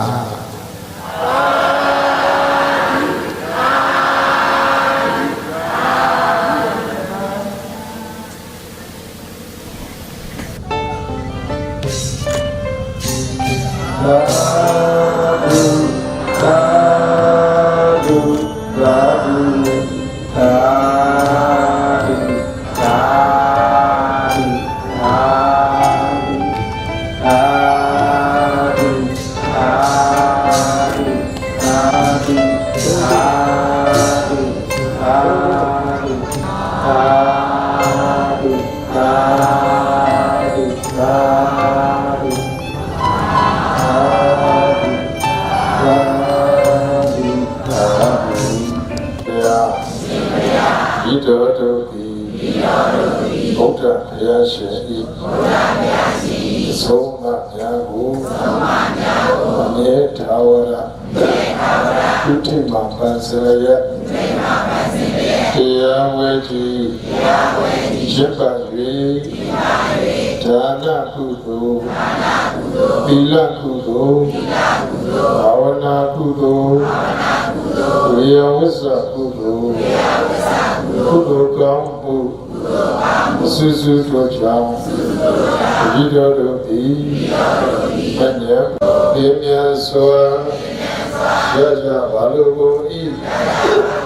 အရှင်ဘုရားဒီနေ့ယခု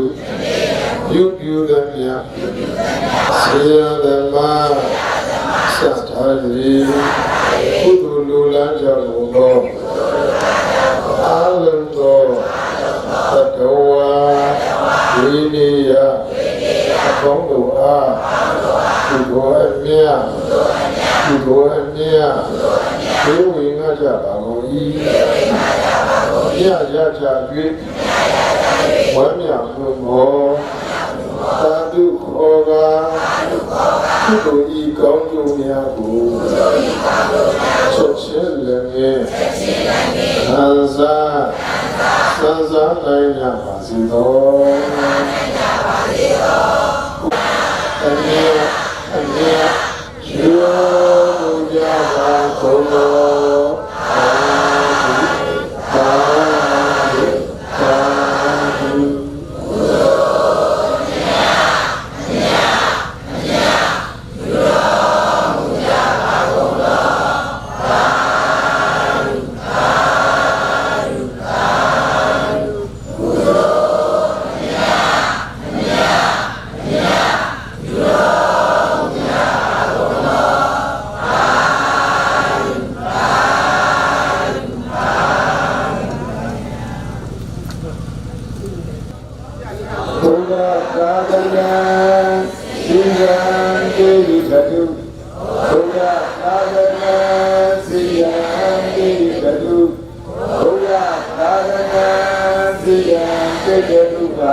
Hallelujah.